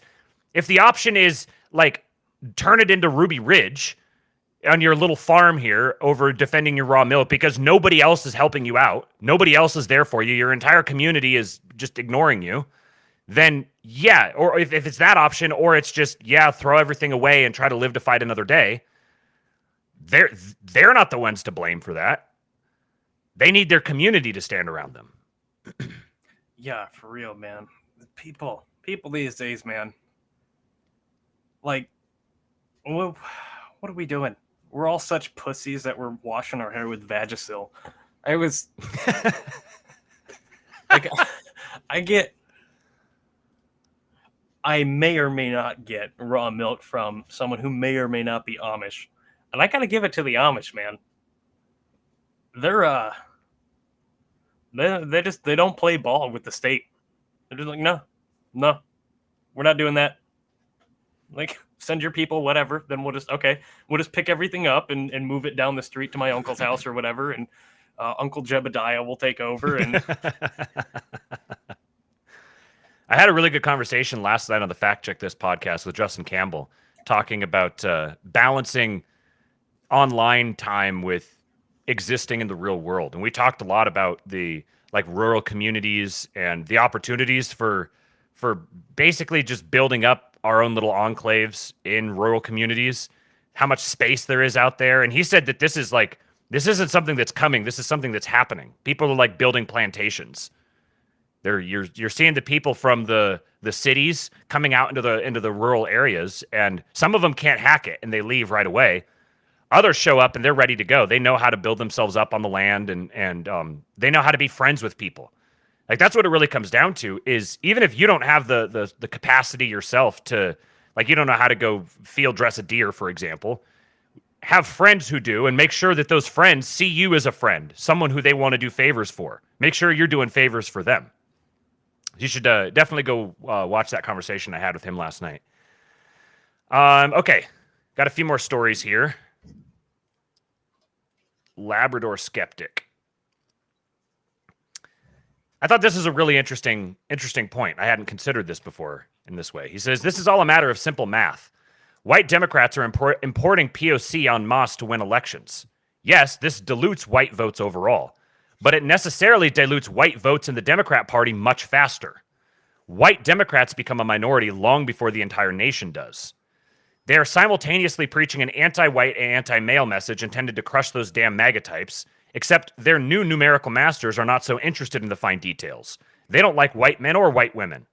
Long before they bring us down out of the heartland, the urban Dem whites are going to destroy themselves. They're grossly incompetent domestically, much as they are internationally. Simple math. They're just too stupid to get it. At the moment, they're riding the tiger. At some point, they will realize they can't get off. Then they get eaten. Couldn't happen to a nicer group of people. It will be well-deserved. Meanwhile, we in the heartland need to be pursuing a quite different destiny. Dundreary says, Scott Adams has been talking about the Democrat Party becoming the party of women for a long time, perhaps even years. He said today that Gavin Newsom ought to realize the Democrats have no use for him as a straight white male and become a Republican. So that was an interesting point. I hadn't considered the fact that everyone who doom pills about them importing infinity migrants for electoral reasons is kind of missing the forest for the trees. That the net effect of this is going to be the destruction of the Democrat Party, along with many other things that are headed to that. Now I've got. Are you peeing? Yeah. I don't want to miss anything. Based. I've got a bottle here. That's awesome. You're a truck driver. You're experienced. Yes, I am. I'm pretty good at this, actually. So this guy here is interesting. Just came onto my radar. Hadrian Automation CEO wants to defy history and revitalize American industry. This is from February of 2024. Chris Power, founder and CEO of industrial automation startup Hadrian, interesting name, is a student of history. And in his studies, he observed that history repeats itself.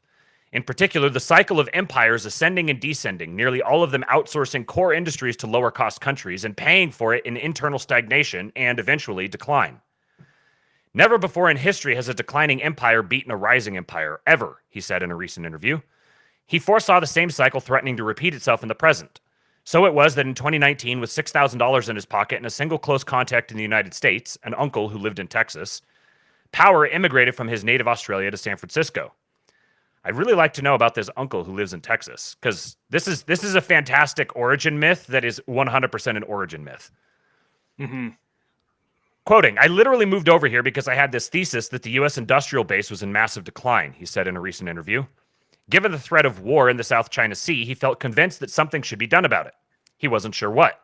He had been running small e-commerce businesses and had been head of sales and marketing at an enterprise software company in Australia. Power says he spent around 2 months in a hotel room in Texas cold calling hundreds of manufacturers to figure out the most tractable problem he could target. I totally don't buy this. I basically stumbled into aerospace and defense and realized that there's a couple of really interesting dynamics, he said. One is that there's zero automation, basically. But more importantly, it's not like people doing tasks. It's real experts doing things where you can't even scale it. The American industrial base is not just unautomated, it's at a point where it's relying on Bob or Jeff, who's been making this thing for Northrop Grumman for the last 20 years, and they're literally the only person who knows how to do it. What does his physiognomy here tell you? Me? Yeah. I was only half paying attention. Well, yeah, that's just gut response when you see his face.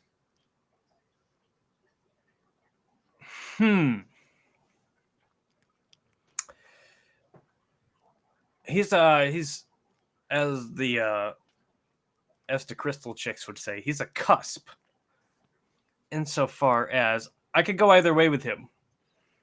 I don't speak crystal chick, so you'll have to interpret for me. Oh, so like, okay, if you're born right on like the date of the change between a particular like you have Gemini and Cancer, or your horoscope, whatever, your astrology shit, and if you're born right on the day before or after, right around there, you're considered a cusp.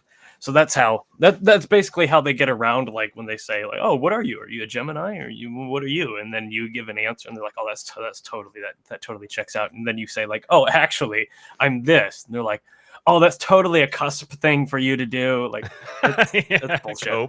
Yeah. In any case, because I'm a cusp between Gemini and Cancer. And apparently this means something. So in any case, my wife is busting your balls. Is that in response to me talking about the crystal chicks or me pissing in a bottle? Actually, that's a good point. I was thinking it was her busting your balls about talking about knowing what the crystal chicks think, but I know this because a good buddy of mine is married to a crystal chick. I thought it might have to do with your past escapades. Well, you can your Casanova stage. I didn't really spend a whole lot of time with the crystal chicks, though. I'm kind of a fan. I think they're easy to convert. They're already primed for conversion. So go after the crystal chicks, guys. It doesn't take much to turn a crystal chick into a crunchy Instagram mom. That's right. That's right. Like they might have like some tattoos or something, which I know a lot of people like to spurg about. That's kind of my type, so I'm a big fan. But in any case. So when I look at this guy, I could go either way. I'm like, okay, either this guy is like a gay millennial or he's a competent, startup guy. I'm not sure yet. I'd have to see the rest of his physique. He's got the unbalanced eyes. Like one eye is lower than the other one. Yeah, like me. Although I can't tell to what extent that's the angle of the photo because he's turned his face a little bit. But it looks like based on his eyes, it looks like his left eye sits lower on his face than his right eye. He's got the kind of cocked eyebrow. Yeah, I've got that. I've got the cocked eyebrow, and I don't think my eyes are particularly like unlevel per se, but I did have an injury a number of years ago where I fucked up one of my eyes, and now my eyelid doesn't open up all the way, so it looks like my right eye is kind of like slowly sliding off my face. Left side of your face is melting. Yeah, it's a good thing I got married before that. Because my Casanova days are over. John Lloyd says, just listening to Coop's analysis of Gen X and punk and skaters, etc., fear of poser status was a big one for me. He says, even though I'm millennial, I grew up overseas in a shithole island where everything was 10 years late, so I identify as X or Xennial. So he lived with the mud people. The mud people, yep. Is as an Elon clone.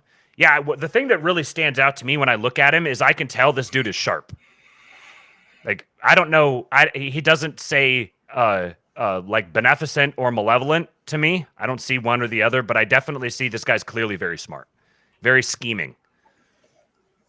So he says, it says the demographic issues are especially prescient given that the Bobs and Jeffs of the trade, those with the most tribal knowledge, will soon retire, and there are few skilled workers trained to replace them. Seeing an opportunity, he started a private equity fund called ADSC, focused on acquiring strategic manufacturing companies focused on aerospace and defense. Basically, what you're seeing described here is the process of building a cutout. He is absolutely a front for something, and he may be involved in that front, but there's very obviously, this is not just, oh, he just came up with these ideas and just put together a startup fund, and he's like, oh, I'm going to go solve the problem of aerospace automation. I came over here with $6,000 in my pocket, and I made some phone calls and decided I'm going to solve the problem of aerospace automation. Yeah, right. But Power soon became convinced that the only way to move fast enough to recover Pax Americana from the brink of destruction, essentially, was to leverage software and automation as much as possible to make the factory the product. So now, instead of building factories to make products, you're creating a factory making product. What's this guy's name? Chris Power. Chris Power. What a cool name. Uh-huh. This is a very good cutout. Mm-hmm. Melaforte says he's John Connor. Yeah, he definitely has a John Connor look to him. And his company is called Hadrian? Yes. That's so cool. A year later, he started Hadrian. Hadrian is targeting high-precision CNC machining, a manufacturing process where parts frequently require tolerances down to the micron level. A single human hair is anywhere from 50 to 120 microns in thickness. Hair physiognomy would be a funny thing to study. Like, what are the 50s versus the 120s? I'm pretty sure the 120s are curly. The 50s are fine. Yours. Uh-huh.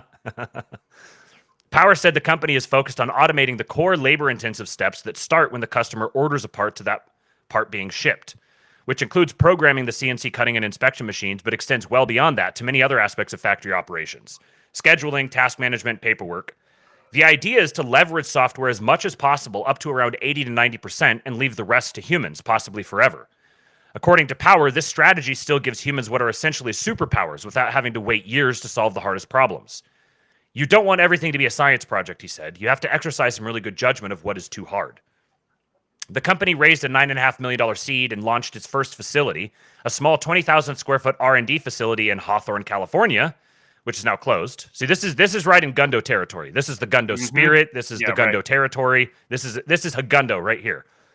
That was followed by a $90 million Series A in early 2022. Hadrian launched a second facility 5 times the size of the first in Torrance, California shortly after. 12 months after launching to customers, Power said the company is, quote, well above $20 million in revenue. The startup has since become one of the buzzier amongst its cohort, which can broadly be defined as those operating under the banner of American dynamism. Uh-huh. A phrase coined by Andreessen Horowitz investor and Hadrian board member Catherine Boyle. No doubt it's a lot of pressure, and Power admits that his company's pursuit, as with anything worthwhile, it must be admitted, is incredibly challenging. For example, Power says that the CNC machines in the Torrance facility are already operating at a major increase in productivity because Hadrian has automated the machine programming, so one person can run 4 to 6 machines simultaneously, as opposed to a single expert assigned to each machine. But he doesn't want to stop there. His aim is to double the efficiency even from where it is today. There's a lot to build, he said. Right now, we are 3 to 4 times more efficient than industry standard, but we know we can get to 10 times more efficient. In addition, the company has been exclusively offering aluminum components, but it's aiming to roll out steel to all customers by the end of this quarter. In the longer term, Hadrian is also planning on eventually adding even more component materials like titanium or plastics. Increased efficiency, increased capabilities. It's my wheelhouse. What, plastics? No, steel, plastics, aluminum. That's what I do. Oh, yeah. Yeah, that's true. I was thinking about steel, but yeah. Dagon says, you think they got a set of Greco-Roman names to pick from? Hadrian's Rust Belt sounds cool. Yeah, it does. Gundo jacket. Oh, that's a good point. This jacket here, let me see if I can find... Got like a bomber jacket? Kind of, yeah. And it's, I've seen people point this out in the past that, here we go. Vivek and Elon. Oh, this doesn't quite show what I wanted it to, but Yeah. you see this jacket here Vivek is wearing? And here's Elon wearing the same thing. And there was another person I saw as well, but I can't remember who it was. I've always wanted to get a jacket like that, and then they're like, $400, so I never have. But Right. they are really cool. Okay, so coming back down here. Increased efficiency, increased capabilities. Such ambitions demand more resources. Even the addition of one more type of metal, like steel, adds a new layer of complexity. In the background of the business's growth with its current customers, Power said the company started seeing a flood of interest in multi-year production contracts from aerospace primes and tier ones. As a result, Power started fundraising a venture round last fall, which ballooned as strategic customers put in additional capital. These are fantastic euphemisms. Strategic customers put in additional capital, and the company secured around $25 million in debt financing for equipment and expansion. As a result of this effort, which was completed last December, the company closed a $117 million Series B in a mix of equity and debt with new participation. There's some real important names here. New participation from RTX Ventures, the venture arm of Defense Prime RTX, formerly called Raytheon, Construct Capital, WCM, Bracket Capital, Shrug Capital, Lux Capital, Andreessen Horowitz, Founders Fund, SNA, which I can't remember what SNA is, but that one jumps out at me. Silent Ventures, Cubic Capital, Caffeinated, True Arrow Partners, and other existing investors also participated. With the new funding, Power is aiming to double the automation and software team in order to improve the automation processes and meet new customer demand. He added that they expect to be out of bookable capacity at the Torrance facility by early 2025, which means the company will also need to break ground on a second factory, which will not be in California and will be 3 to 4 times the size of the current facility in the third quarter of this year. The amount of stuff we have to do in software and robotics to be able to scale our software and systems to multiple sites is a huge lift that our software team is preparing for. Because we have to be able to copy-paste these facilities as fast as, say, Chick-fil-A copy-pastes a franchise, or Amazon Logistics copy-pastes a logistics center. This is how you leverage existing technology to scale up industrialization and reshoring, manufacturing, and all that sort of thing in a real big hurry. And the brilliant thing with this as well is that it allows there's all the people who are I don't want to say pearl clutching because I think it's a legitimate concern, but the people who are pearl clutching about the death of the old guys in industry, right, and there's no new guys there to step in. This is how you can fill that gap. Furthermore, if you become one of those guys, you've got a really lucrative gig. Yeah, especially if you're coming from, if you have some sort of awareness or familiarity or competency in the tech background as well. So if you can get into, like he's talking about having these different production machines where you can have one guy who runs 4 to 6 to 10 of them. So the machines are actually, the machines are becoming smarter and more capable, and they're enhancing the capability of human beings to use those machines. So that one guy who's going to run all those machines, he's going to get paid really freaking well to do that. So aligning yourself to be able to take advantage of those things is important. And honestly, it may almost be too late right now to get in on the early stages of that, because the early stages are already happening and they're going to scale fast. And these guys are already, like, he's talking about the rise and fall and cycles of empire and the effects of offshoring, industrialization, and all of this sort of stuff. You get another one of these like philosopher CEOs who very much at least is speaking the language of our guys. The new interest from aerospace primes has brought with it major bookings and new business opportunities.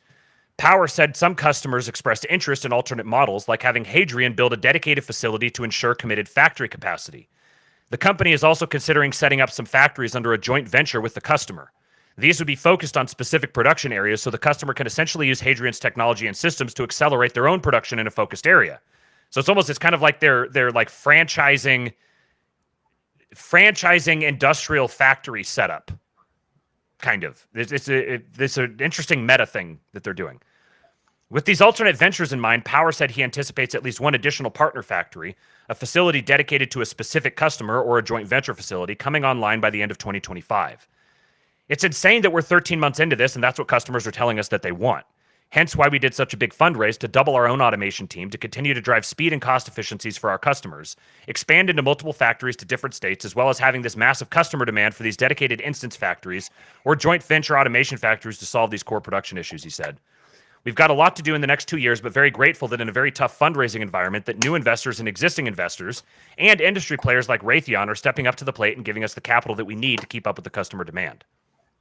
So I wanted to read this to you guys to kind of give you a background on what's happening with Hadrian and who Chris Power is, because I want to play this video for you guys, which is Chris Power's keynote from New Industrials. We've played you the Reindustrialize videos a couple of times.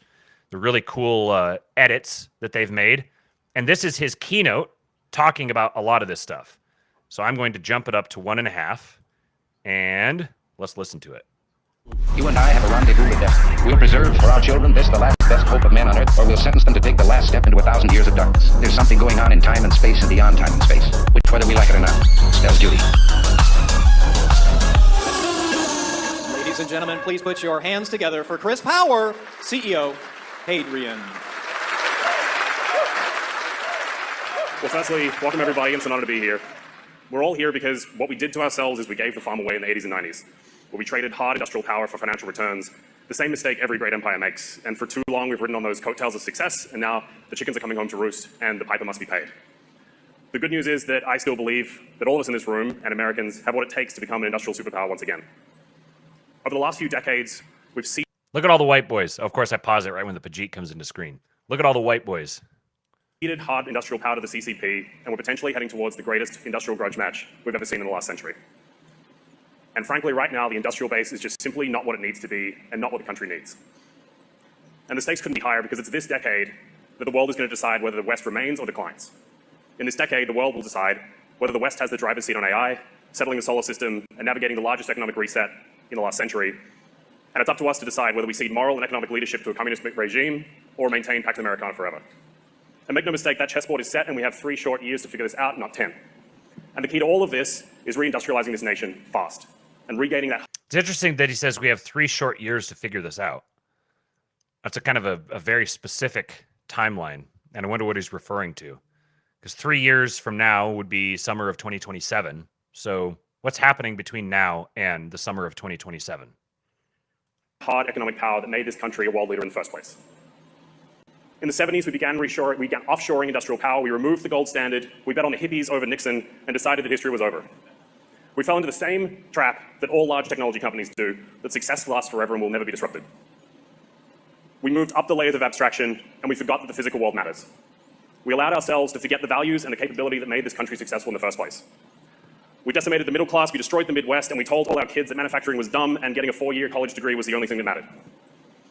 And when you do things like removing the gold standard where money no longer matters, you give up manufacturing and you forget that the physical world matters, you remove the draft and you let your core values degrade, you start becoming a fundamentally less serious country than you used to be. Remove the draft is an interesting thing to include there. There's a little signal. Once great startup riding on its coattails, things got too easy, and the generations after the greatest generation became fundamentally less serious than those that made our country successful in the first place. The US was built by serious people. Drunks, poets, and barbarians, yes, but serious people. And fundamentally, that's what we've done to ourselves in the last 40 years. We're no longer as serious as we used to be. And as we gear towards a potential conflict, what we've lost is significant. We lost industrial power, we lost speed, and we lost a hell of a lot of seriousness along the way. But there is hope. And what this room of you all represent to me is a community of folks who understand the stakes and are willing to be men and women out of time and are willing to step up, lead, and get us back on track. And the main problem that we've got is that we forgot how to make things and we forgot how much that matters. We don't have the production scale we need, nowhere close to it, and hell, we couldn't make an iPhone on shore if we tried. And people forget that we won World War II not because we had the fanciest fighter jet, we won because we simply outproduced and we had the industrial base to do it. And it's now time for all of us in this room to give the US what she needs. We need a new industrial base, and we need it fast to compete on the global stage. And the only way that this is possible is to give the American workforce a 100x advantage with software and robotics and reclaim our birthright of global industrial leadership. We need to rapidly deploy technology into every factory in the country, build enormous industrial companies, and rebuild the base with a new standard of what we can achieve together in America. And this will be one hell of a fight, but it's one worth fighting for and one worth winning. And to pull this off, this is not just the job of technologists or the primes or startups, it's the job of everybody. And we need to team up and fight like hell to pull this off. We need you to fight the capital markets, we need you to fight your colleagues who are moving too slow, and I need you to fight physics. But the thing that we all believe in being here is that there's a chance. There is a huge chance to reclaim the golden path, and there is a huge chance to let America reign for another 100 years. And we have a chance to win a once-in-a-lifetime, no-fail mission that will set the next century of history in motion. So what I'm asking you all to do is bend history. I'm asking you to distort reality. And I'm asking you to convince venture capital funds to give you money for manufacturing companies, which is the largest reality distortion we've ever done. I'm asking you to take on technology partners before they're really ready. I'm asking you to think in orders of magnitude. And I'm asking you to break decades of stagnation in the most important industry, our manufacturing base. And I'm asking you to do what Americans do best. Admit and tell everyone the emperor has no clothes while staying as irrationally optimistic as the best Americans are.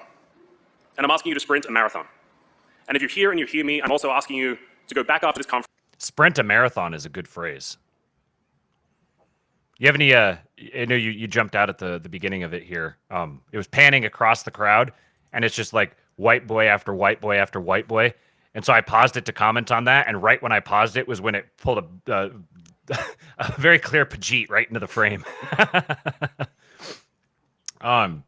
Any new observations about his physiognomy, seeing him not posed in a picture? He could probably lose 30 pounds. Yeah. On some muscle. Mm-hmm.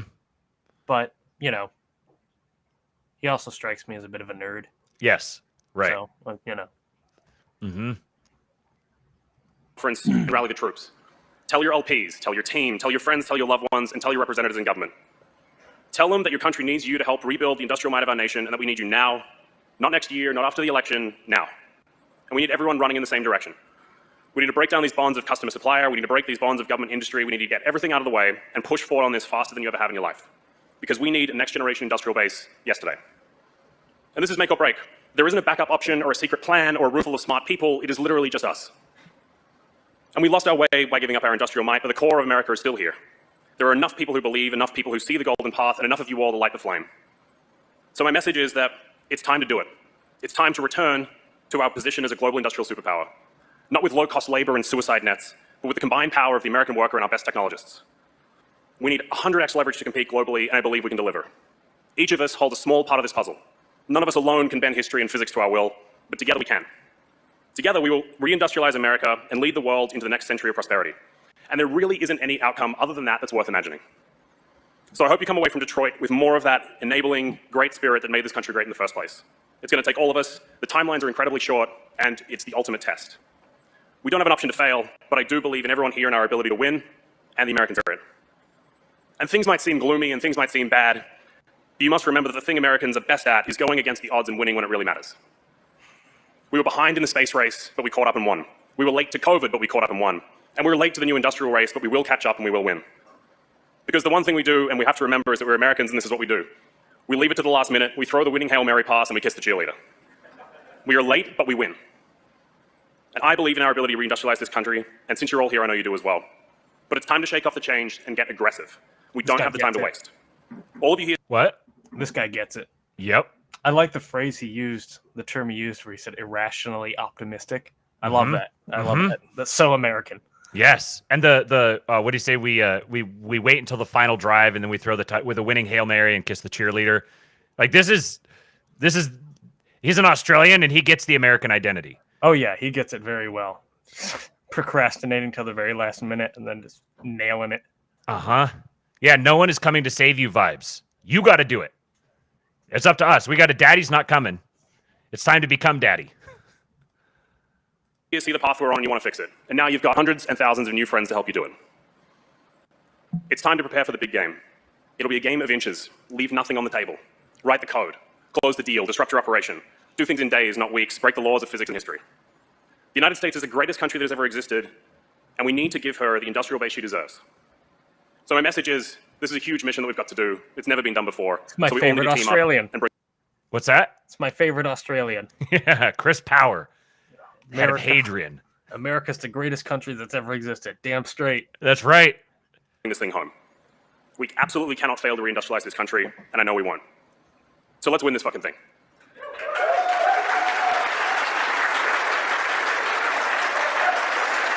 Get it, white boy.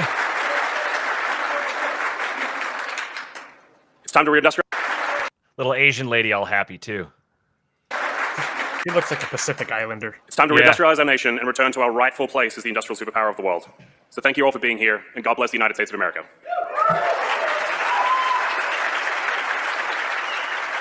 Yeah, dude, we need to get him on some tea. Yeah. He needs to get on that Mike Menser program. Yeah, that's right. Some tea, some Menser, some Coke. What else? Tren. Yeah, he needs to die at 40. He needs to use his mind to make his heart explode. Speaking of... Oh, go ahead. I was going to say, speaking of Coke, actually not related to Coke, but talking about drugs in general. As I was at a buddy's house this last weekend, as I had mentioned, aforementioned, and after I got done having a very, deep conversation with his wife, I then turn and I take about Stalin the fascist. No, that was my neighbor. Oh, the other chick. I take the smallest little tiny baby hit of weed. Ruined me, man. Off a joint, ruined me. I don't get weed. I never have. It's always made me sick. I hate weed.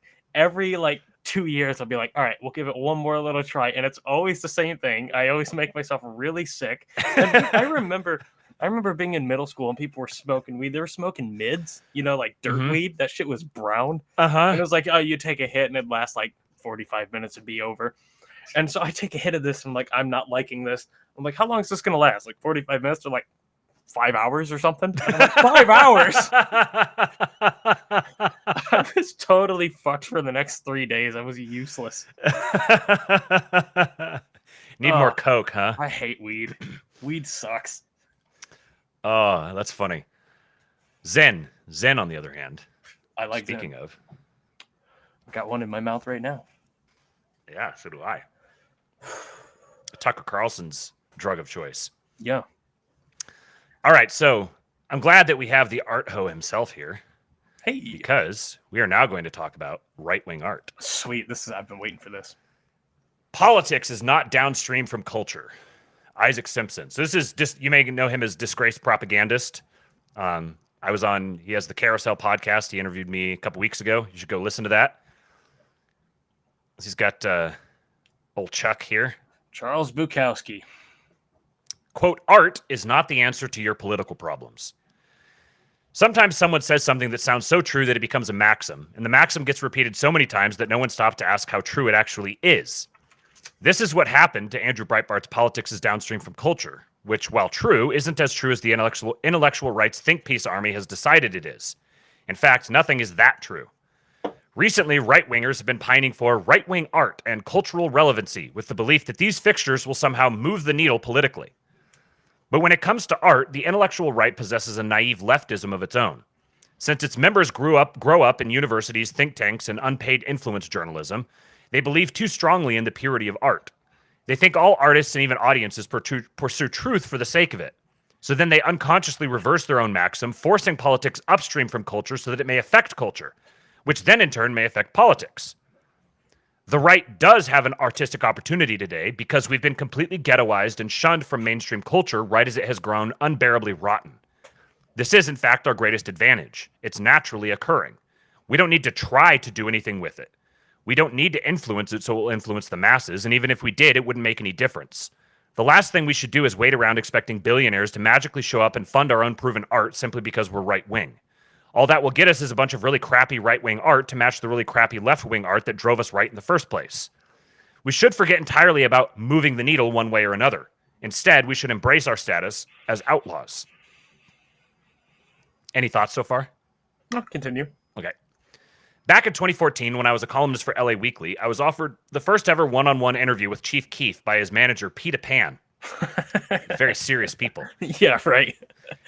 Chief Keef is arguably the most authentically gangster rapper ever, known for his fantastic hit I Don't Like, which is an unapologetic, inarticulate yet forcefully stated list of things Chief Keef simply does not like, including fake niggas, snitch niggas, bitch niggas, and stalking ass bitches. Peter Pan had taken a liking to me after we met at a secret, culturally relevant LA event called the Pancake Epidemic, held on Sunday mornings above an IHOP in Miracle Mile. It was populated by the sort of people who run creative agencies, art galleries, and restaurant pop-ups. Stoned hype dads and pinched-faced art awfuls doing retro brand collabs and sneaker drops. Entirely shitlibs, of course, but back then I didn't quite understand why I didn't fit in. What I did notice, however, is how they salivated over Peter Pan, yearning to collab and collab hard with Chief Keef. But Keef was notoriously elusive. He didn't take pictures with people, didn't grant interviews, didn't do influencer crap, didn't sign clothing deals, which made them all the more eager to get their hands on him.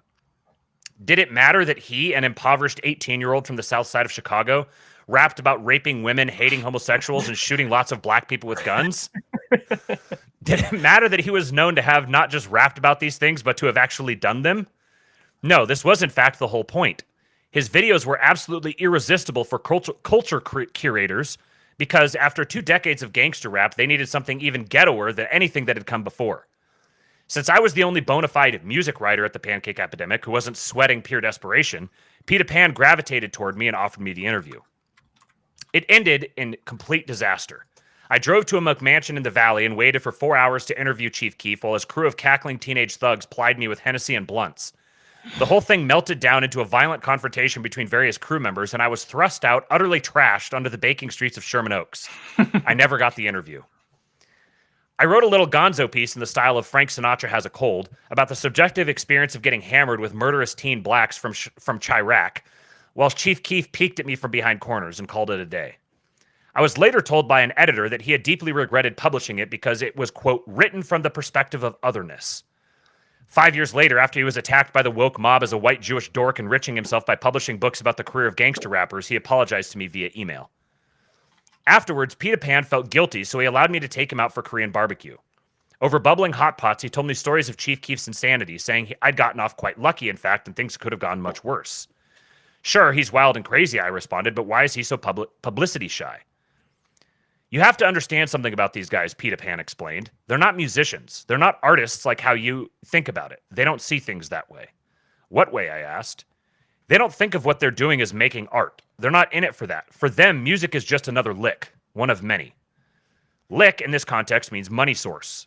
What he was saying was that Chief Keef didn't want to be interviewed by music journalists because Chief Keef wasn't interested in making music. He wasn't interested in forwarding his message via the media or promoting his art. Chief Keef was interested in making money. Music was equivalent to selling drugs, committing crimes, or any other sort of arbitrage. There was no deep spiritual meaning in it. Maintain the flow of money, girls, blunts, and Hennessy. That's it.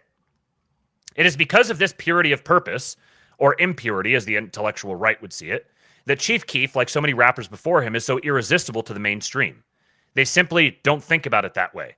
They're not here for spiritual meaning. They're here to create shit that people will buy. People will buy the unapologetic rambling of a hood rat. Or people will buy the unapologetic rambling of a hood rat? Fuck yeah, pay me. Their forebears created the blues because people were fascinated by expressions of their shitty lives. White audiences could feel their pain and its alleviation. It's laughable to imagine Robert Johnson playing the blues to move the needle on civil rights or to change hearts and minds over some cause. And he certainly wasn't doing it even for some kumbaya notion about artistic expression. Johnson played the blues because he was drunk, bored, and poor and wanted more money for booze. He was shut out of the mainstream entirely, and he turned that from weakness into strength by creating something the mainstream never could. And it became arguably the single most profound form of needle moving the world has ever seen. Having become ghettoized himself, the unapologetic right-wing white man has a similar opportunity now.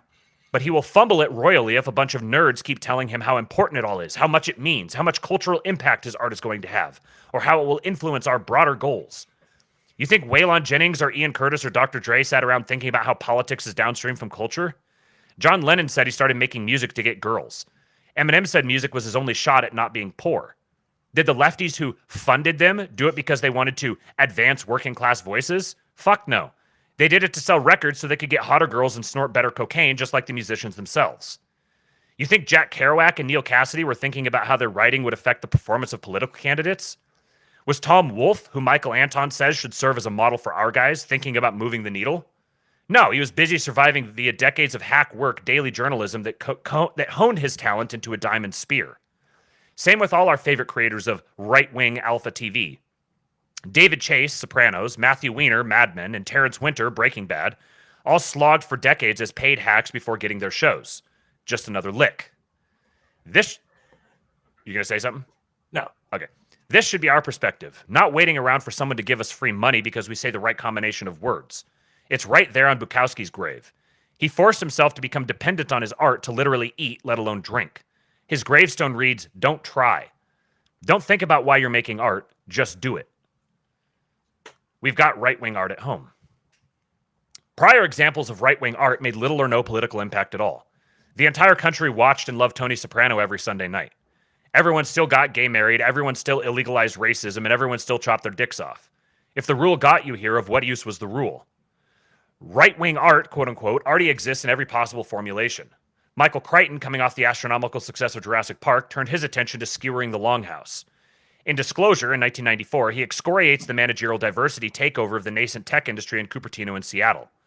The book was quickly adapted into a major Hollywood film starring Michael Douglas and Demi Moore. In the same era, we had the heyday Clint Eastwood as an auteur. His right-wing masterpiece Unforgiven won the Oscar for Best Picture in 1992. Throughout the rest of the 90s, we had the Slim Shady LP in 1999, the consummate masterpiece The Marshall Mathers LP in 2000, Michael Bay's right-wing masterpiece Armageddon in 1998, The Truman Show in 1998, Fight Club in 1999, and American Psycho in 2000. Here's a passage from Disclosure. It's hurting everybody. Look, when I started at Digicom, there was only one question. Are you good? If you were good, you got hired. If you could cut it, you stayed. No more. Now, ability is only one of the priorities. There's also the question of whether you're the right sex and skin color to fill out the company's HR profiles. And if you turn out to be incompetent, we can't fire you. Pretty soon, we start to get junk like this Twinkle Drive, because no one's accountable anymore. No one is responsible. You can't build products on a theory because the product you're making is real. And if it stinks, and no one will buy it. But people did buy it. And 30 years later, they're still buying it and not stopping. After reading Disclosure, did they run to the ballot box to vote for their local right-wing congressman? Did they change parties in droves to support George Bush? No. Did Fight Club spark a revival of masculinity? No. And yet we persist in the fantasy that this time, if we create a super famous Michael Crichton-level writer and he writes a takedown to the Civil Rights Act, then it will count. This time it will make it downstream. For a time, the most famous musician and the most famous writer in the world were both appallingly and nakedly neo-reactionary. And you think a based sitcom or racist poetry book is going to move the needle? Downstream from money. All this betrays a pipe dream. If we build it, they will come. If we take over culture, surely the rest of society will fall like dominoes. Never mind that culture is most certainly downstream from politics in many instances, and that both are far downstream from money. Here, a secretly based friend who works on a mainstream famous TV show describes why nothing good gets made.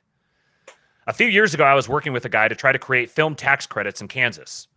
Republicans there had no interest in even having this kind of power. It's a very political system in California, Georgia, and LA. They limit the amount of permits used each year so they can be selective. So much is being made now. I try to stay up to date, both movies and TV. The difference between now and the past is that the lobbying groups, GLAAD and NAACP's film wings, have almost completely captured what is permitted to be produced. You literally cannot get any serious financing, nor distribution, nor any serious marketing without adhering to things like black, female, queer, disabled character with X amount of screen time and lines. Even cheap shit. Want to produce a $5 million rom-com in Georgia?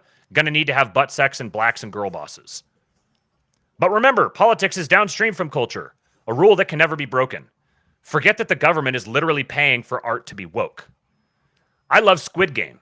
It's an obviously Marxist allegory that not only blames capitalists, but blames white Western capitalists for exploiting those poor Koreans. Completely disagree, but I love it because it's very well made and very well written. After I watch it, I'm somehow not overcome by the urge to vote for AOC. How is this possible? I thought politics was downstream from culture. We must be cranking out right-wing sitcoms and right-wing Disney movies. Only then can we win. No. Right-wing culture influencers who complain about a lack of right-wing art are people who complain professionally as art and who want to be paid for it. I should know I am one. I think this is a really interesting observation here. Right-wing culture influencers who complain about a lack of right-wing art are people who complain professionally as art. The art they produce is professional complaining. And they want to be paid to be professional complainers. Delicious Tacos, one of a handful of artists, along with Bap and Sam Hyde, who best embody the exotic mystique I argue for here, tweeted, "Rich guys don't give right-wing artists money. They give the Claremont Institute money to write essays about how rich guys should give right-wing artists money. We must stop talking about how art will save us and how politics is downstream from art. The answer is the release of fear. The answer is to learn how to control our prefrontal cortexes to act less rationally. We must operate from the id. Perhaps the best at this is Sam Hyde, the truly neo-reactionary and highly canceled comedian who records videos of himself berating journalists for sounding too gay. In a recent clip, he said it very simply: white people need to find their balls. This goes for the entire right wing. Enemy of the good. You have any Sam Hyde thoughts yet? Nope. Keep going. What are we waiting for? There is no piece missing. There is nothing missing now that any other successful subculture had, besides balls. One way to do that would be to patronize emerging artists, specifically storytellers. It's hardly an original insight to say that stories move the world to an infinitely greater extent than policy papers. Yet the right spends infinitely more on the latter than on the former. The left, which understands power and how to use it far better than we do, does not make this mistake. This is the advice we get from Michael Anton, who says that we should follow the career of crypto-conservative novelist Tom Wolfe. I agree with his argument that we should focus on gonzo perspectives, those garnered from real-life experience rather than philosophical pondering. But Anton assumes that the left wing consciously patronizes left-wing artists because they understand power. This is one of the greasiest, rustiest parts of the left-wing pork factory. But those are the parts that nauseate people. We shouldn't want this. We shouldn't want what they have. What they have is rotten, quite obviously. And what are we to imagine here? A right-wing cave full of storytelling stalagmites being paid by billionaires for being right-wing? This is certainly not what Tom Wolfe had. He was a singular right-leaning stalagmite inside a left-wing media complex, and he was certainly never paid for being right-wing, nor did he talk about it. And did any of this increase the power of the right? No left-wing billionaire funds left-wing art. The deep state of Hollywood and every other mainstream art institution creates lefty narratives first and foremost because they think, albeit wrongly, that they make good stories, and also because they're super progressive themselves. But the vast majority of them, and all of the ones who do it well, aren't doing it to move the needle. Great art has always mostly been made by degenerates, and that will never change. Artists are circus people. Chaos is in their blood. My point is we should focus on the art itself. Become great at art that's worth money. Don't become great at asking for money for it. As Tom Ford says, the key to marketing is to make something people want. When they want it, they buy it. And when they buy it, you have sales. The product has to speak. The product is what markets things. This ties into the narrative we've hit on multiple times here, that our guys need to learn how to sell. We need to learn, and when I say we need to learn how to sell, I don't mean you need to go take sales courses per se. You need to understand what sales is, that it's persuasion, and that it requires understanding how other people are wired and framing things in a way that is going to appeal to those other people. And if you're trying to do that too hard, you come off as desperate, which makes everything you do seem hokey. There's no authenticity to it then. So learning how to sell is not memorizing sales scripts.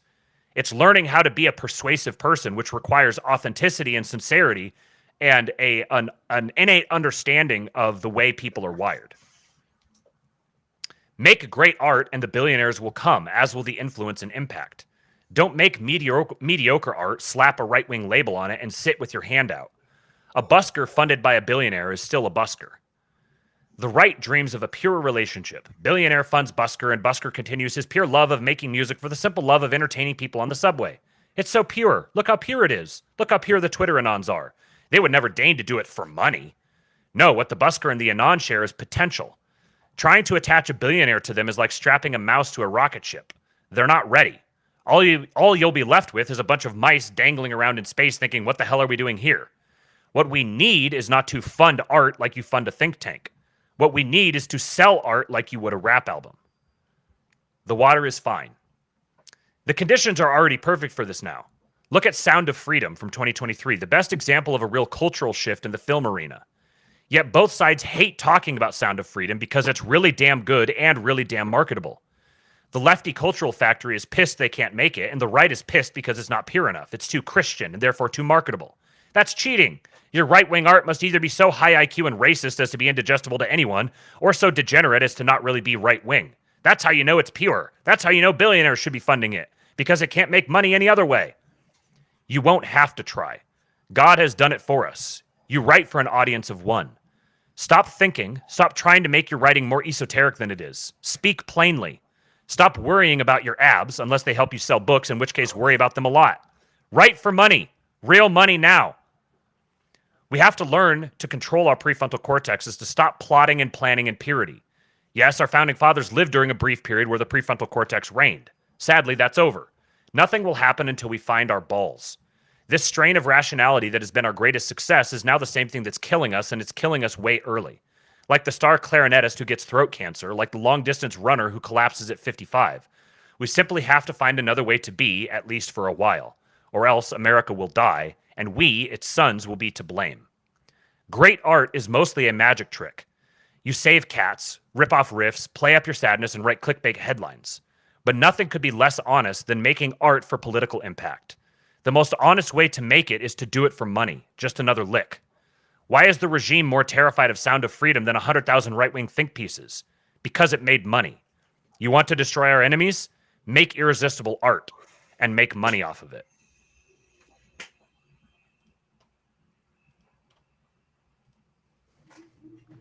All right, Art Ho. What are your thoughts? Well, first, I'd like to know what are your thoughts?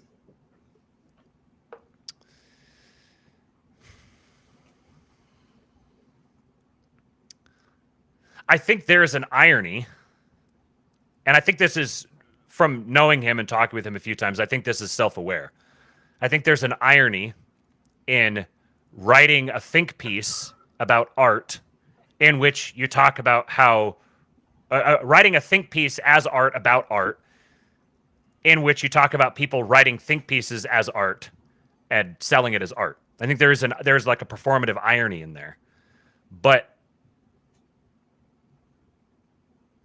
I think the point he makes is very good. I think there's something to the artistic soul that says doing it for the sake of money is somehow like dumbing it down or somehow making it worse. But money put towards something artistic is like an objective statement of value about that thing. Money is the proxy for value. So making art that makes money is objectively making art that is valuable to people. And if you're trying to make your art because you want to make a political impact, this is like contemporary Christian music, or which honestly, contemporary Christian music makes a lot of money, so there is something to that.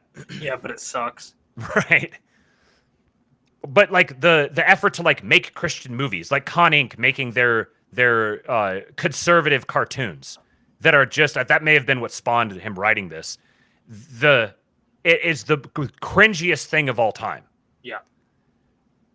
It's not making art for the sake of making art.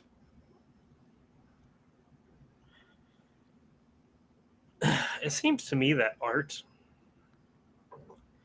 is kind of inherently, there's something about it that's kind of inherently degenerate. I don't know. I know maybe you thought I was the guy to comment on this, but I don't know that I am, because it's not something, I mean, to his point, it's not something that like as someone who's very much a creative type, there's not an agenda. So there's not much to say. Like if I'm making art, whether it be music or whatever, or I'm working on the alembic or something like that, it's just like something that I like. It doesn't really make sense. It's not trying to put forth a particular worldview or anything like that. I liked this. Mm-hmm. You've been really listening to, you've been enjoying Radio Agartha and Soul Bras. I don't know what the tracks. Yeah. His DJing. What is it that I was thinking about this on some of the shows we did recently, that and when you and I will have conversations, we'll send memes and stuff back and forth to each other. And there's some stuff that just when we see it, we're like, this is right wing. This is right wing art. But I don't know how to, if someone asked me why, I don't think I'd be able to tell you. And I think that's kind of the mark of art. You know, there's that. I remember hearing. I think it was Michael Malice who was talking about, because I think like famously it was Stalin or Lenin or one of those two who hated the Mona Lisa. Just absolutely hated it. And Michael Malice asked his mother, who grew up in Soviet Russia, why do you think it is that, you know, Stalin or Lenin or whoever hated the Mona Lisa? And she immediately was able to answer. She's like, because it's ambiguous. There's not like an obvious political statement being made. And I think that's kind of how art should be. Like anytime someone tries to make art that has a clear agenda, whether it be I don't know, whether especially political, it always just comes across as really cringe and ham-fisted. So don't do that. Just make like if you've got an aptitude for art, just make shit that's cool that you like. There you go. And it's not even like, at least in my mind, speaking for myself, when I'm making art, I'm not even setting out to make art for the sake of making art. It's just like, oh hey, this is cool, I like this. And maybe people will give me a bunch of money to do this. That'd be great. It's not that deep. I do think that there's a one thought that just popped into my head as you said that is that there's a lot of people talking about how we need right-wing art and people making right-wing art and, you know, kind of the thing he's talking about. But there isn't like, doesn't seem to be a strong incentive for people to invest in art. It's sort of like art is just sort of this thing that sort of happens on the sidelines, but then like people want to invest their money in things that seem to have, you know, a political thing or a cause or a movement or a fundraiser or like those things. It's easy for people to spend money on that, but it seems like it's harder for people to spend money on something that's artistic. Maybe. I guess it just has to be good, you know? There's something, it's just got to resonate. And I don't know, man. Like, the only people who like the theory cell shit are other theory cells. I could not care less about, like, you know, internet spurgs who maybe, like, ostensibly, as far as philosophy or politics or whatever, maybe I would agree with them. But in a lot of ways, the way I feel with respect to the theory cells is I feel like a left-winger. Now, I look at the left wing and I'm like, I'm definitely not that. But that's how I feel. Don't exactly feel like I fit in with that the right-wing crowd, you know? It's kind of... Go ahead. It's interesting you said about the art there's something about art, about the creative stuff that seems to have some element of degeneracy to it fundamentally. And I think part of that is like, I think art it may be that art is fundamentally a feminine expression, that it's like, even when men are doing it, like when men are making art, there's like a feminine spirit to it. Yeah. Because it's the thing that, like, what is it that defines something that's creative? It's number one, it's often going to be something unexpected, something that you didn't, like, something new, something original. And we were talking about laughter the other day, that, like, what is it that causes laughter? When you see something, when you see like stand-up comedy, or you see a good comedian, or someone tells a good joke or makes a funny meme. It's making something that's like, it's making things explicit. And things that are unexpected or taboo, it's like calling those to the forefront and like, hey, look at this thing that we do as humans. Aren't we fucking weird animals? Right. Which is chaotic. There's a chaos to it. And it hits you, like, you don't decide to laugh at something. If someone decides to laugh at something, you can tell. Like, it doesn't sound authentic. So there's something very like guttural. There's something earthy about, and there's something real.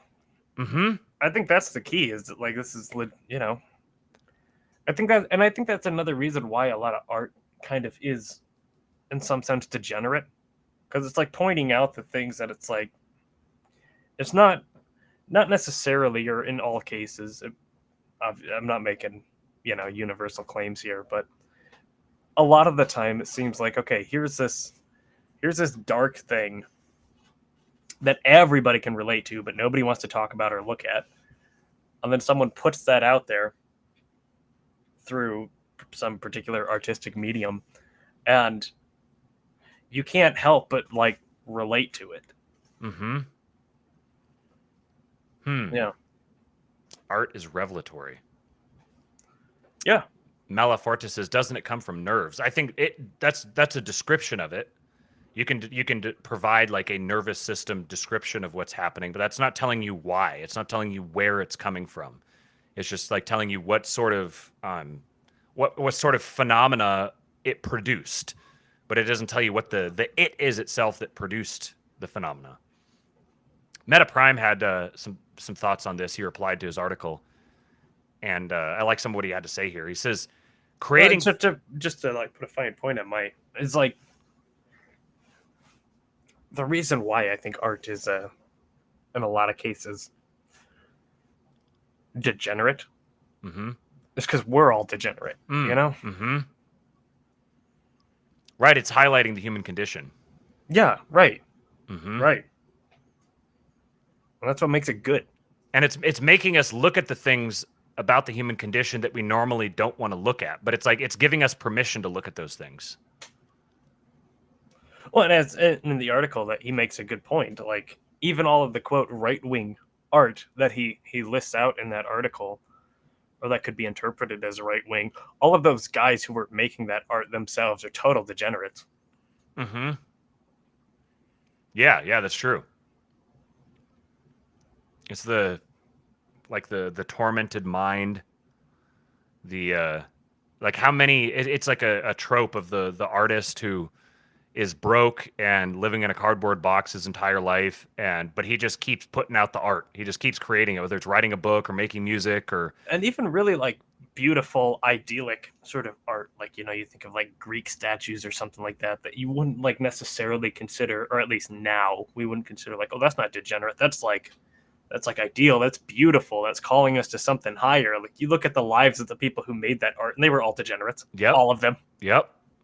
It's because like this happened with all COVID. of the Renaissance, all of the great Renaissance, painters and sculptors and stuff. They're all like closet homosexuals and shit. Like they're all degenerates. Because this happened with COVID that people saw the darkness, and people came to grips with the idea. You told me about this. I think one of the experiences you had, like demons are real. Yeah, the evil is real. There's actual this isn't some kind of fiction that we imagine. It's very real. And what automatically happens to people when they see that is you see the polarity immediately. Like if the evil is real, the good must be as well. So going into the dark and seeing the dark is actually what really highlights the light, the good, the true, the beautiful. You can't understand something as good or true or beautiful without the contrast as a human. Well, and that's how it kind of was for me, at least my experience coming online, I guess you could say politically and also spiritually. With the advent of COVID, it's like, it's not that the light wasn't always there, but it was finally the conditions were such that like everything else got dark enough to where I could finally see that light. Mm-hmm. Mm-hmm. Yeah, as all the lights start going out, there's certain lights that stay on, and then you notice those. Yeah. Meta Prime said creating for money is just another way of saying build what people want to consume, and I agree with this. It's always been about developing the right ideas and then putting them in a format that has broader appeal. That doesn't mean aim for an unfiltered portrayal of the idea itself, as the idea in all its fidelity is rarely attractive to the mainstream consumer, but understand and deliver what your audience will like. The advantage the right wing has is freedom from creative servitude to woke ideology. At its core, dissident right philosophy is about the pursuit of harsh truth in a delusional world. Transcendent truth resonates with the subconscious mind. Woke ideology is unnatural and therefore inherently abhorrent to the subconscious. Because of this, you don't need to create right-wing content, just content that portrays truth without contorting to woke standards. The balance between ideological purity and practical application should always be considered, but the answer is almost never pure ideological purity. Leave that for the philosophers, not the artists.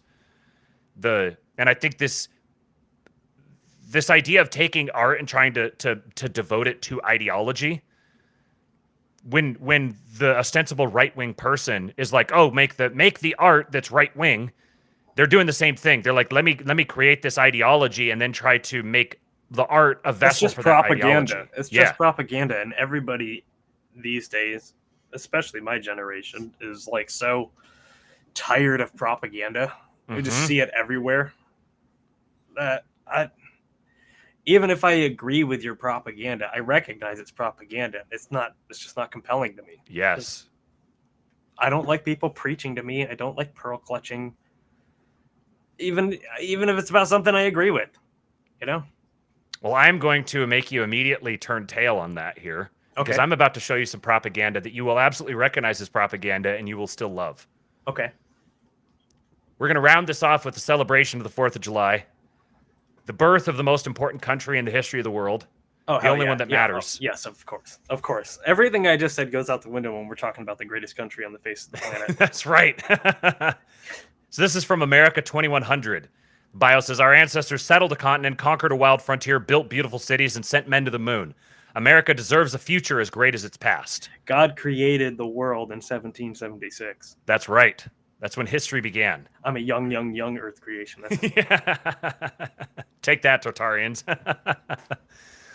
All right, so this is... America isn't an abstract idea. It's a nation, a place, a people, and a shared way of life. It's our home, and we love it fiercely.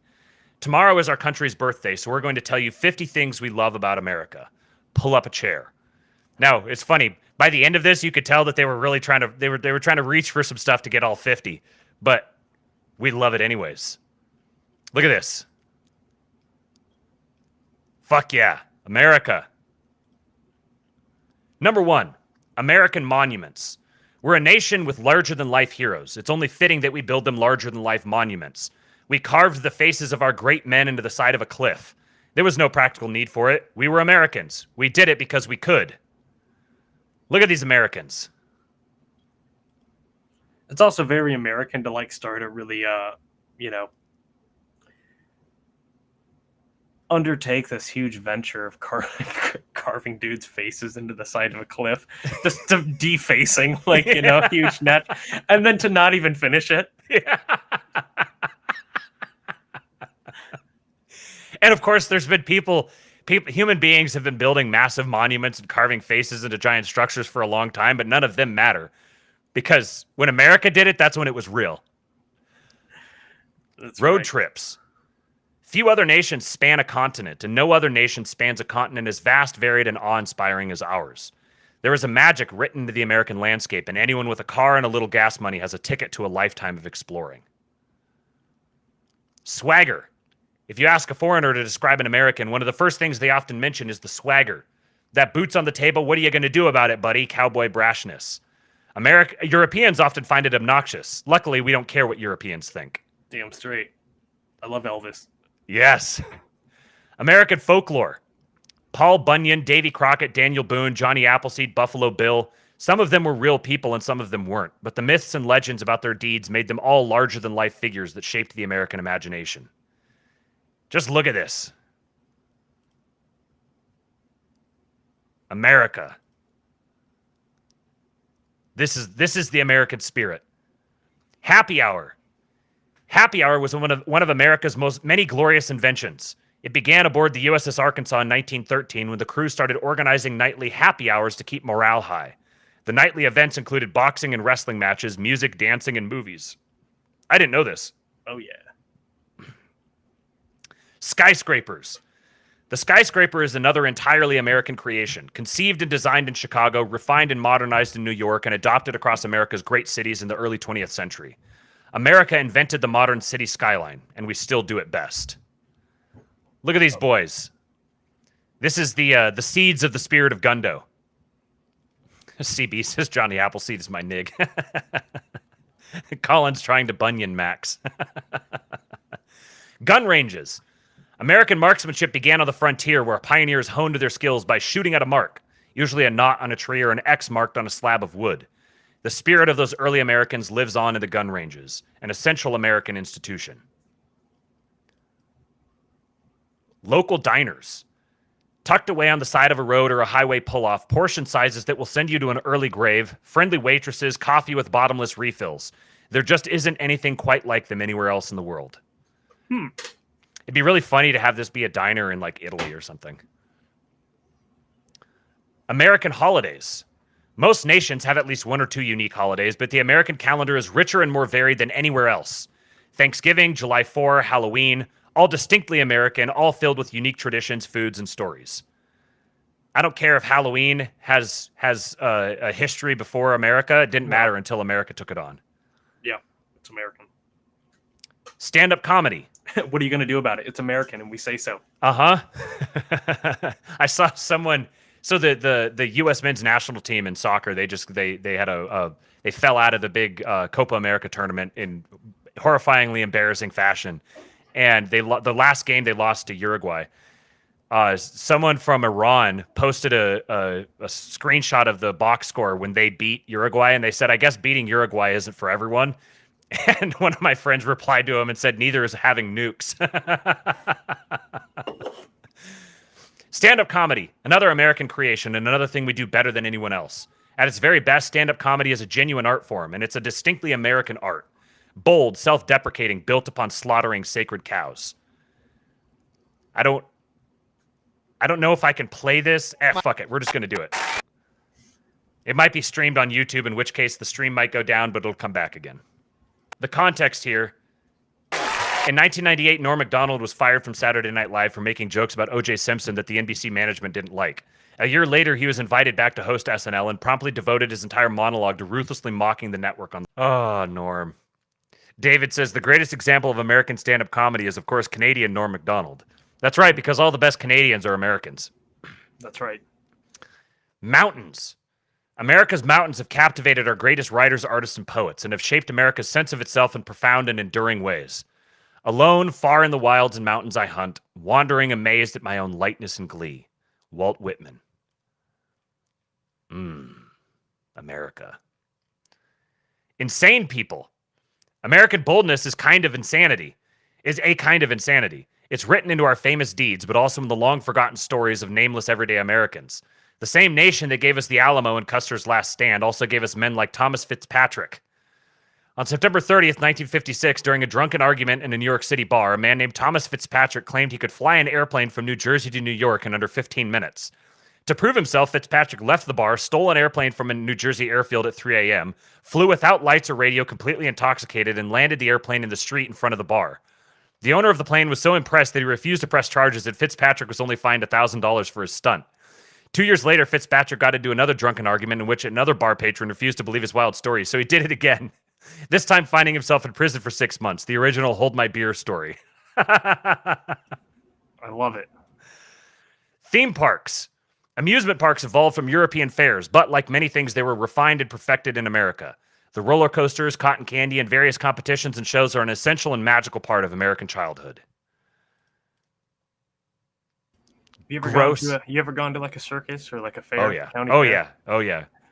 Like making yourself sick, like eating an elephant ear and then spinning around on those disgusting swirligig things.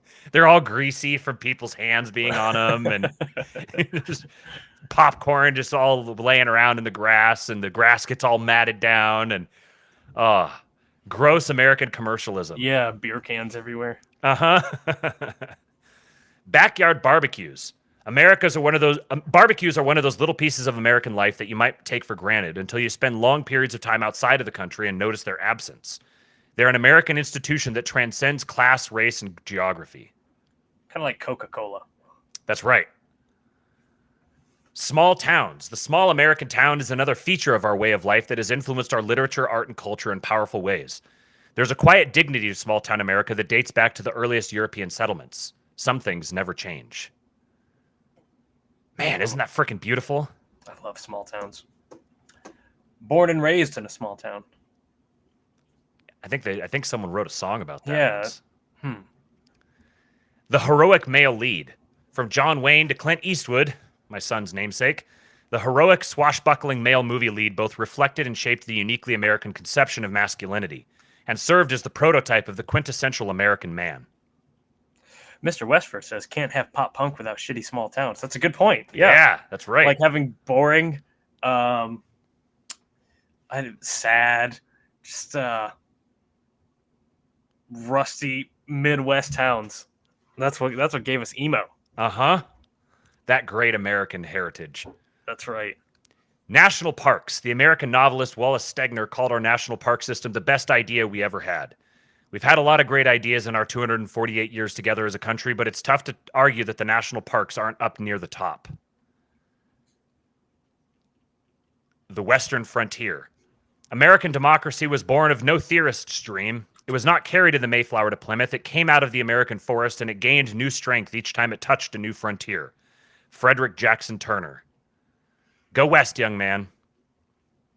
Norman Rockwell. Norman Rockwell was perhaps the most American of all the American artists. He was deeply in love with America, and America was deeply in love with him. If you want to understand the American way of life, there is no better visual artist in our history. Freedom of speech, freedom of worship, freedom from fear, and freedom from want. Make it as garish as you can. Just lean into the American. High school prom. Other countries have debutante balls or formals, but high school prom, the attire, the promposal, the after parties, is an American creation and tradition. Did you go to prom? I did not. We didn't have prom at my high school. I did not go to prom because I was an edgy emo kid. And I was too cool for that. Oh, yeah.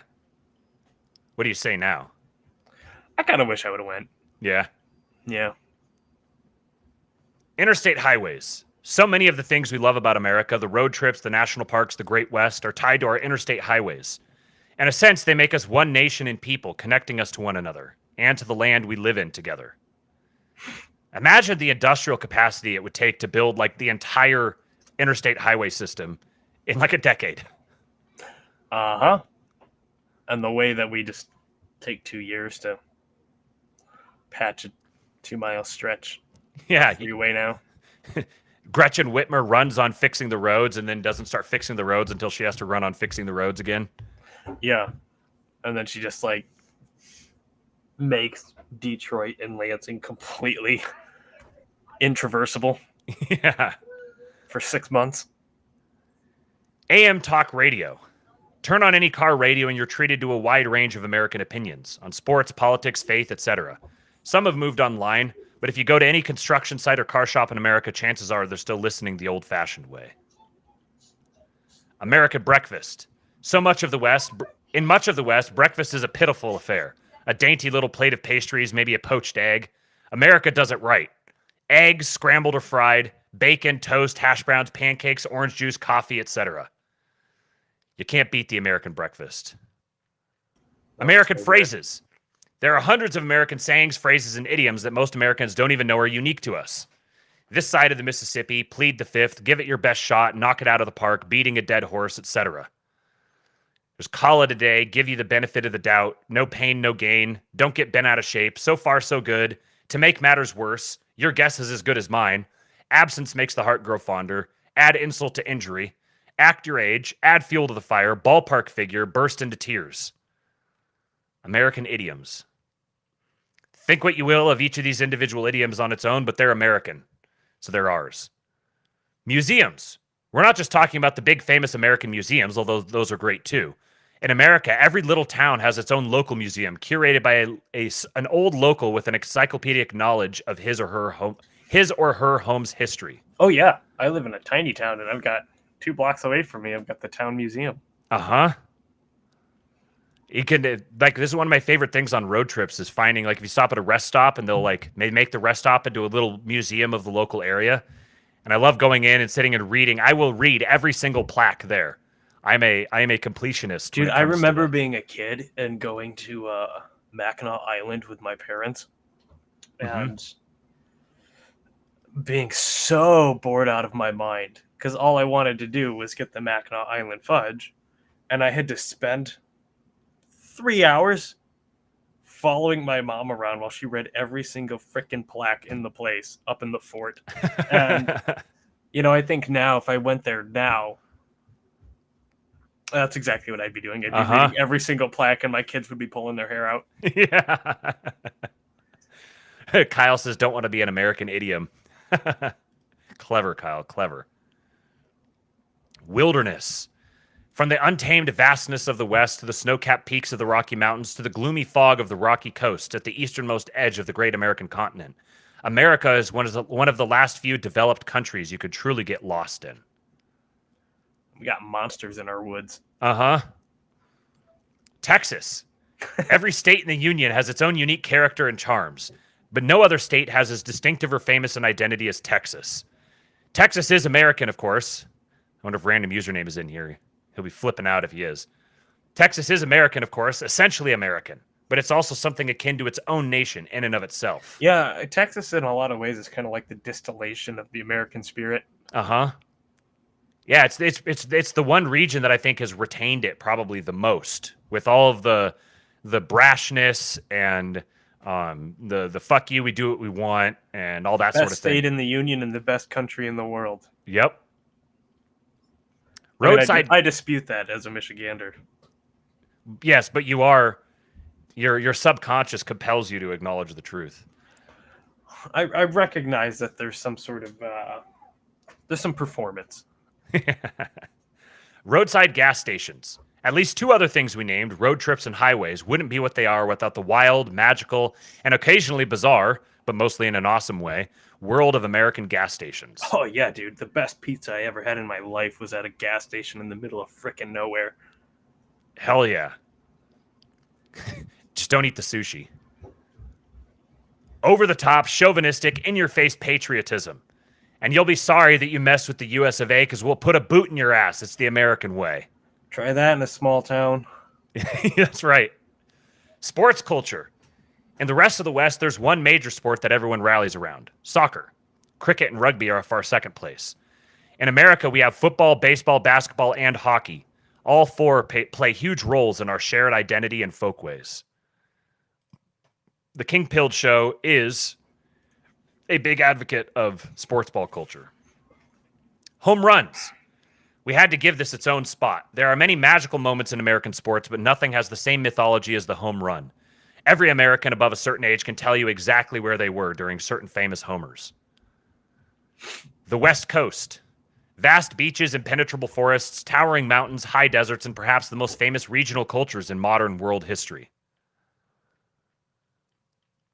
After starting to dig into the Tartaria and mud floods thing, I just look at these buildings different. The East Coast. Idyllic colonial-era towns, cities that are the beating heart of the world, and regions where the early and most formative periods of American history are quite literally written into the landscape. Look at that. Absolutely awesome. Stunning. American music.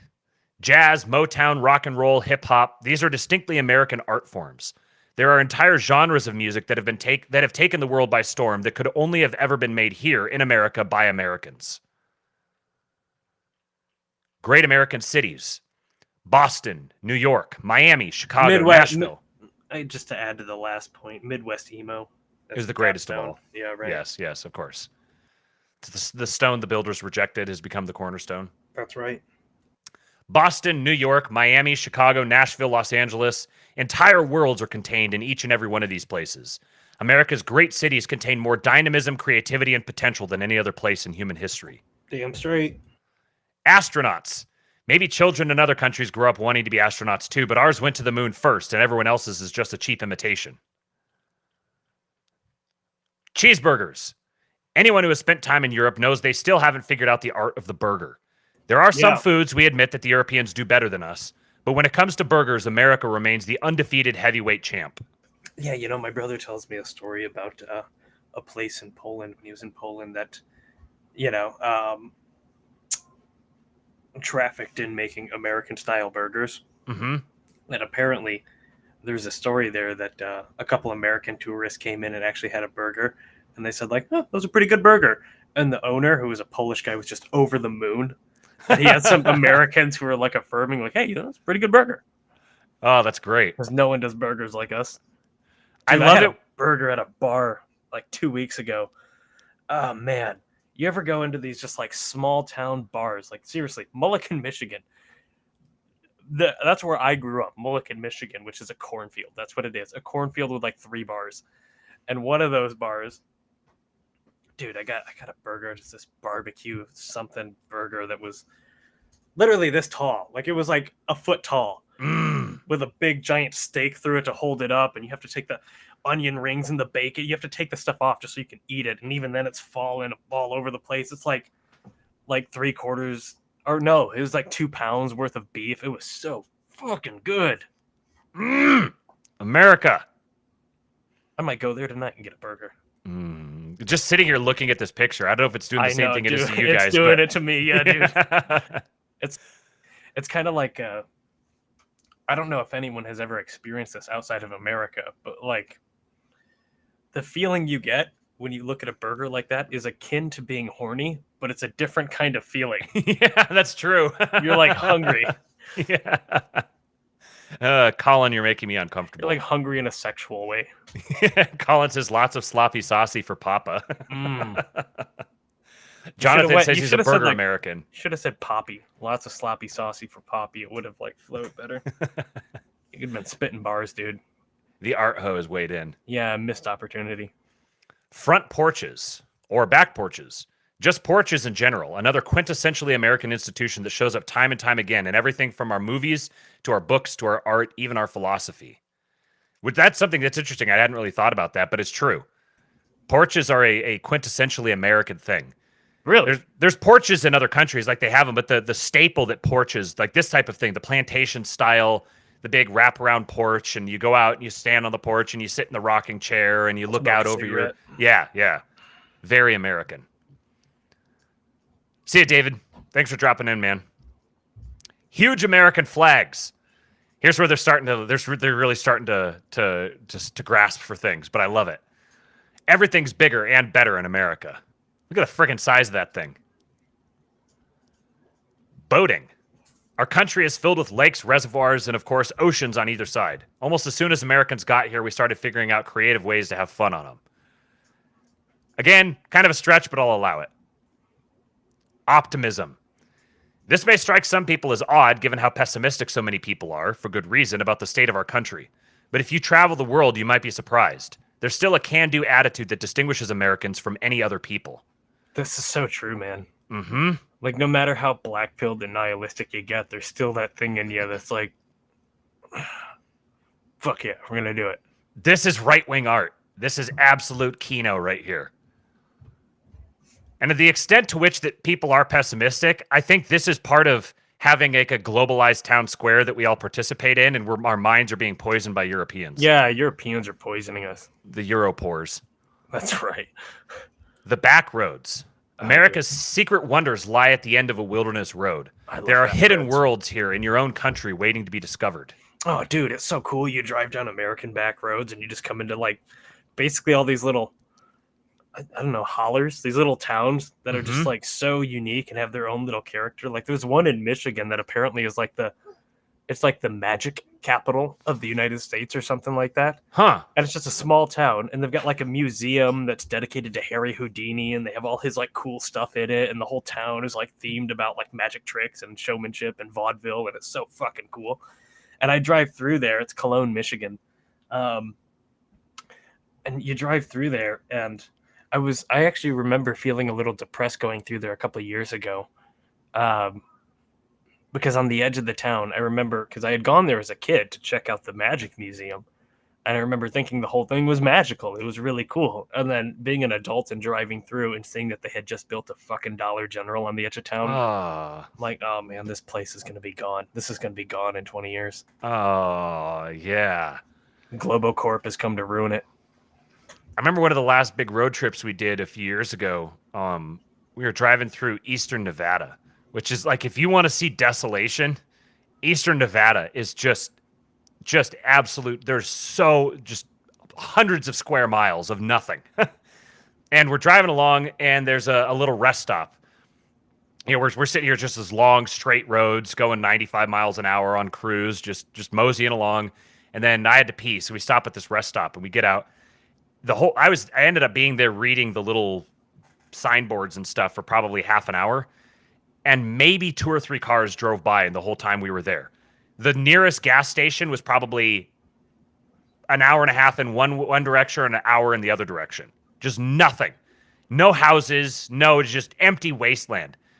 And then there's a rest stop with these signboards that there was probably, I don't know, 3 or 4 of them they were just 6 feet by 8 feet, just covered with history of the area and like the Pony Express.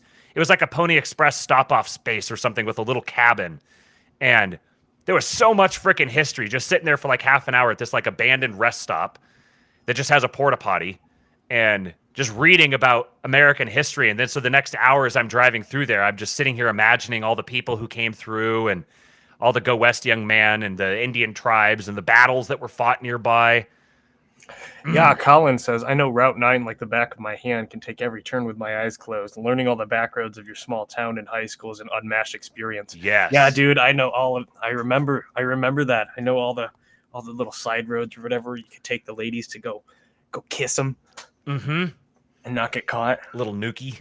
Yeah, all the places you could go drink your beer that you stole from your older brother. Yeah, that's a distinctly American thing, is like high school kids having cars driving around in the back roads of their small town. That doesn't happen in the Europores. and like in every other country apart from that, you can't go do that because you get waylaid like by some gang or cartel. Main Street. This is where America happens. Oh, man. Chocolate chip cookies. Yet another glorious American invention. And yet another one we do better than anybody else. Invented by Ruth Graves Wakefield, owner of Toll House Inn in Whitman, Massachusetts in 1938. The only bad thing I'll say about chocolate chip cookies is that sometimes they look like oatmeal raisin and they get my hopes up, and then I bite into them and it's chocolate chip and I'm like, ugh. I mean, it's still a cookie. It's still a chocolate chip cookie, but it's not an oatmeal raisin cookie. I'm not a big chocolate chip cookie guy. Well, I don't mind it, but like white chocolate or macadamia nut, that's my jam. Oatmeal raisin's good. Oh, snickerdoodles are the best, dude. Yeah. Every time my wife makes snickerdoodles, I have to take like, I don't know, 2/3 of them just to eat all by myself over the course of 2 days. Just slamming down like 15,000 calories worth of cookies, making myself sick because I have no self-control. CB says the International Cosmopolitan fears the Harley rider with no helmet. Fuck yeah. That's a banger tweet. American Indians. Engines.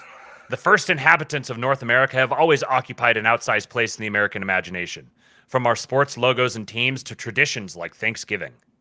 Yeah, Native Americans they're American. Mm-hmm. Yeah, and you and I were talking about this the other day. Interesting, the heritage of Native Americans. Mm-hmm. Their ethnic similarities to those of the East.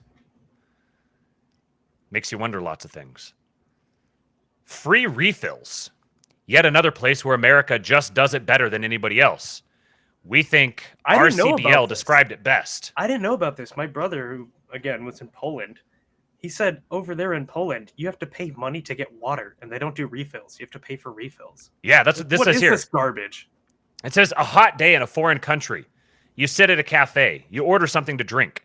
You get 350 milliliters of liquid, roughly 4 thirsty sips if you want to be technical.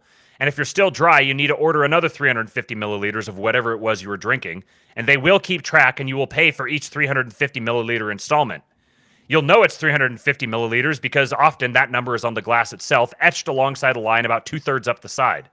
The line is there to reassure both parties. There is no ice. This is also to reassure both parties. Ice is a comfort and a pleasure, but it's impossible to charge for, so the cafe management prefers to omit it. Ice is also a cheap way to get the primary liquid to hit the etched line sooner, and the customer is wise to that scam. What remains is this: a few sips of a lukewarm beverage served in an atmosphere of mutual dislike and suspicion. A hot day anywhere in the USA. You sit at a coffee shop or a diner, or you walk up to the counter at a fast food place. You order something to drink. You then enter into an unspoken arrangement with the establishment in which they agree to refill your cup with water, iced tea, Diet Coke, you name it, until your thirst is slaked or your bladder complains. Someone will come by every few minutes and top off your water or iced tea, often by pouring sideways from the pitcher in order to give you plenty of ice. You don't mind the ice for 2 reasons. 1, the cup is usually enormous, the size of a typical European bathroom sink, so plenty of room for everything. And 2, they will keep refilling it over and over again. They will refill your cup whether you order anything else or not. They will refill your cup after presenting you with the check. And they will refill your cup in the momentary interval between your paying the check and your walking out the door. If you make the same request at a McDonald's, the transaction takes on a Buddhist simplicity. They hand you a cup, point you to the drink machine, and say, essentially, have at it. Fuck yeah, America. Melaforte says in Bulgaria, ordering water is more expensive than ordering a beer. Good grief.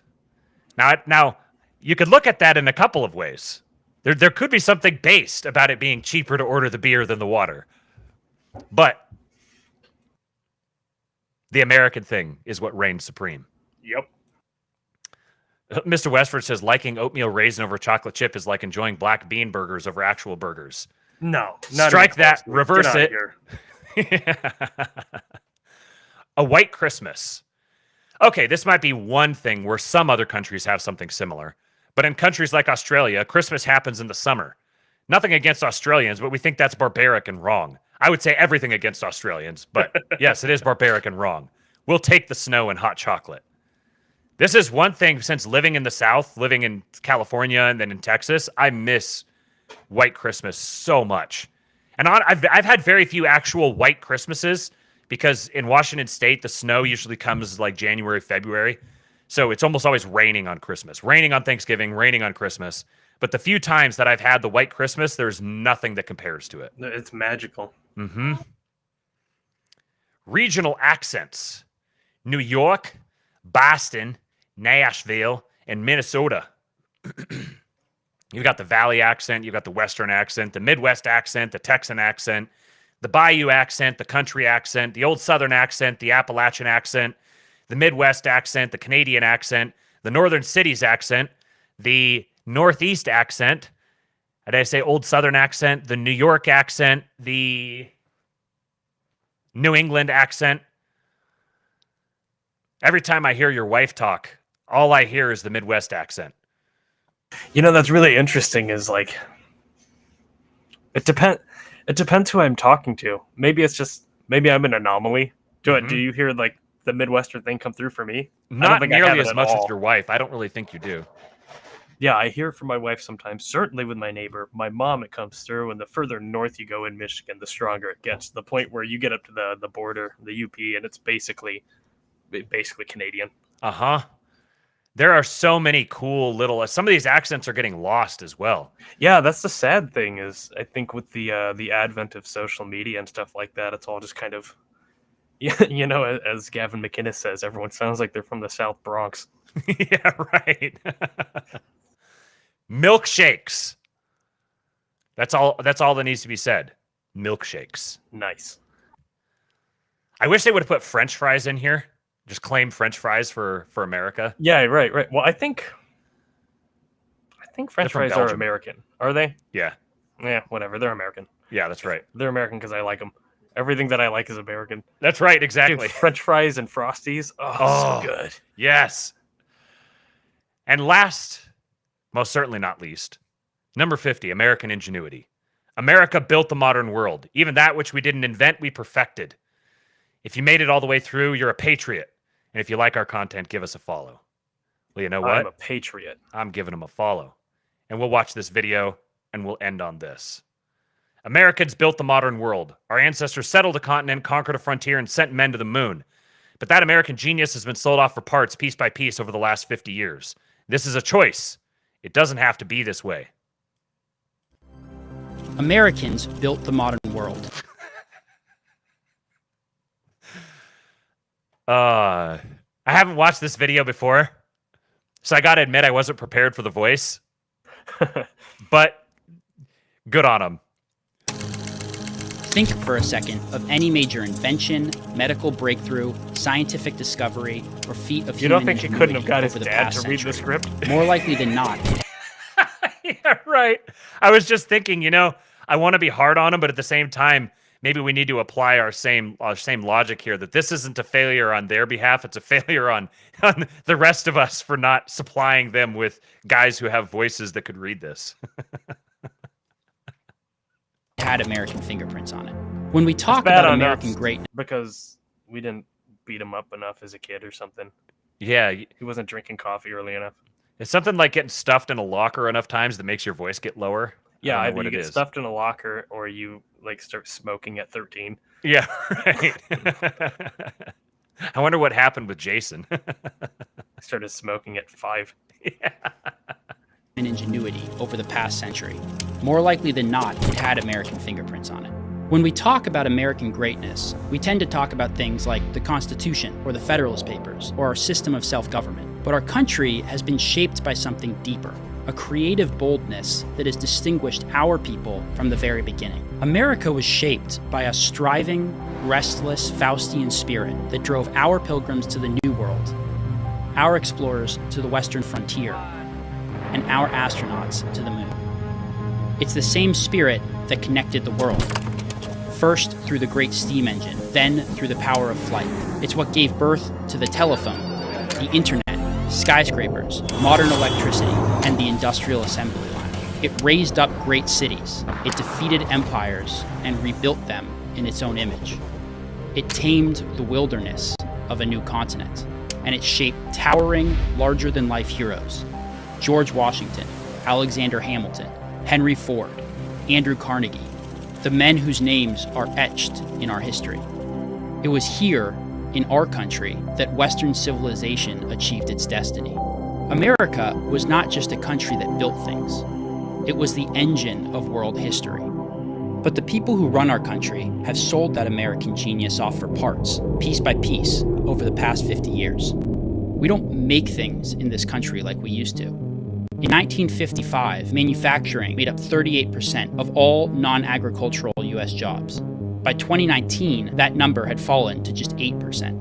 We've offshored the middle-class jobs that used to be the backbone of our economy to the third world. And we now depend on hostile nations like China for many of our basic necessities. We no longer have the ability to build many of the things that we invented. They call this financialization, the process by which the financial sector, banks, private equity firms, hedge funds, and so on, takes control of a growing share of the economy and transforms American companies and trades into abstract widgets, numbers on a quarterly earnings sheet. It's turning us into a nation of paper pushers. This has made a small number of people fabulously rich. Wall Street bankers, hedge fund tycoons, and consultants at companies like McKinsey have made trillions from melting down brick-and-mortar businesses, shipping the jobs off to China, and consolidating whatever's left into multinational corporate conglomerates. But it is hollowing out our country. This was a choice. It still is. We do not need to continue down this road. It doesn't have to be this way. We can have the America we knew, but we need leaders who are courageous enough to fight for it again.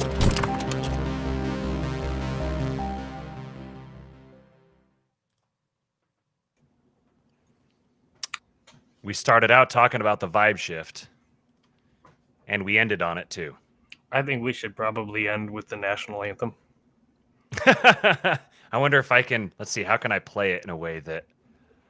Oh, dude, there's no way that that's copyrighted. Well, if I play a video, then the stream itself, depending on who played it. Let's see here. Whatever, we're at the end anyway. Take Yeah, that that's stream. true. They're communists. Uh-huh. It's been Hold a on. banger, folks. All right, here we go. We're going to wrap it with this one. Thank you guys for showing up.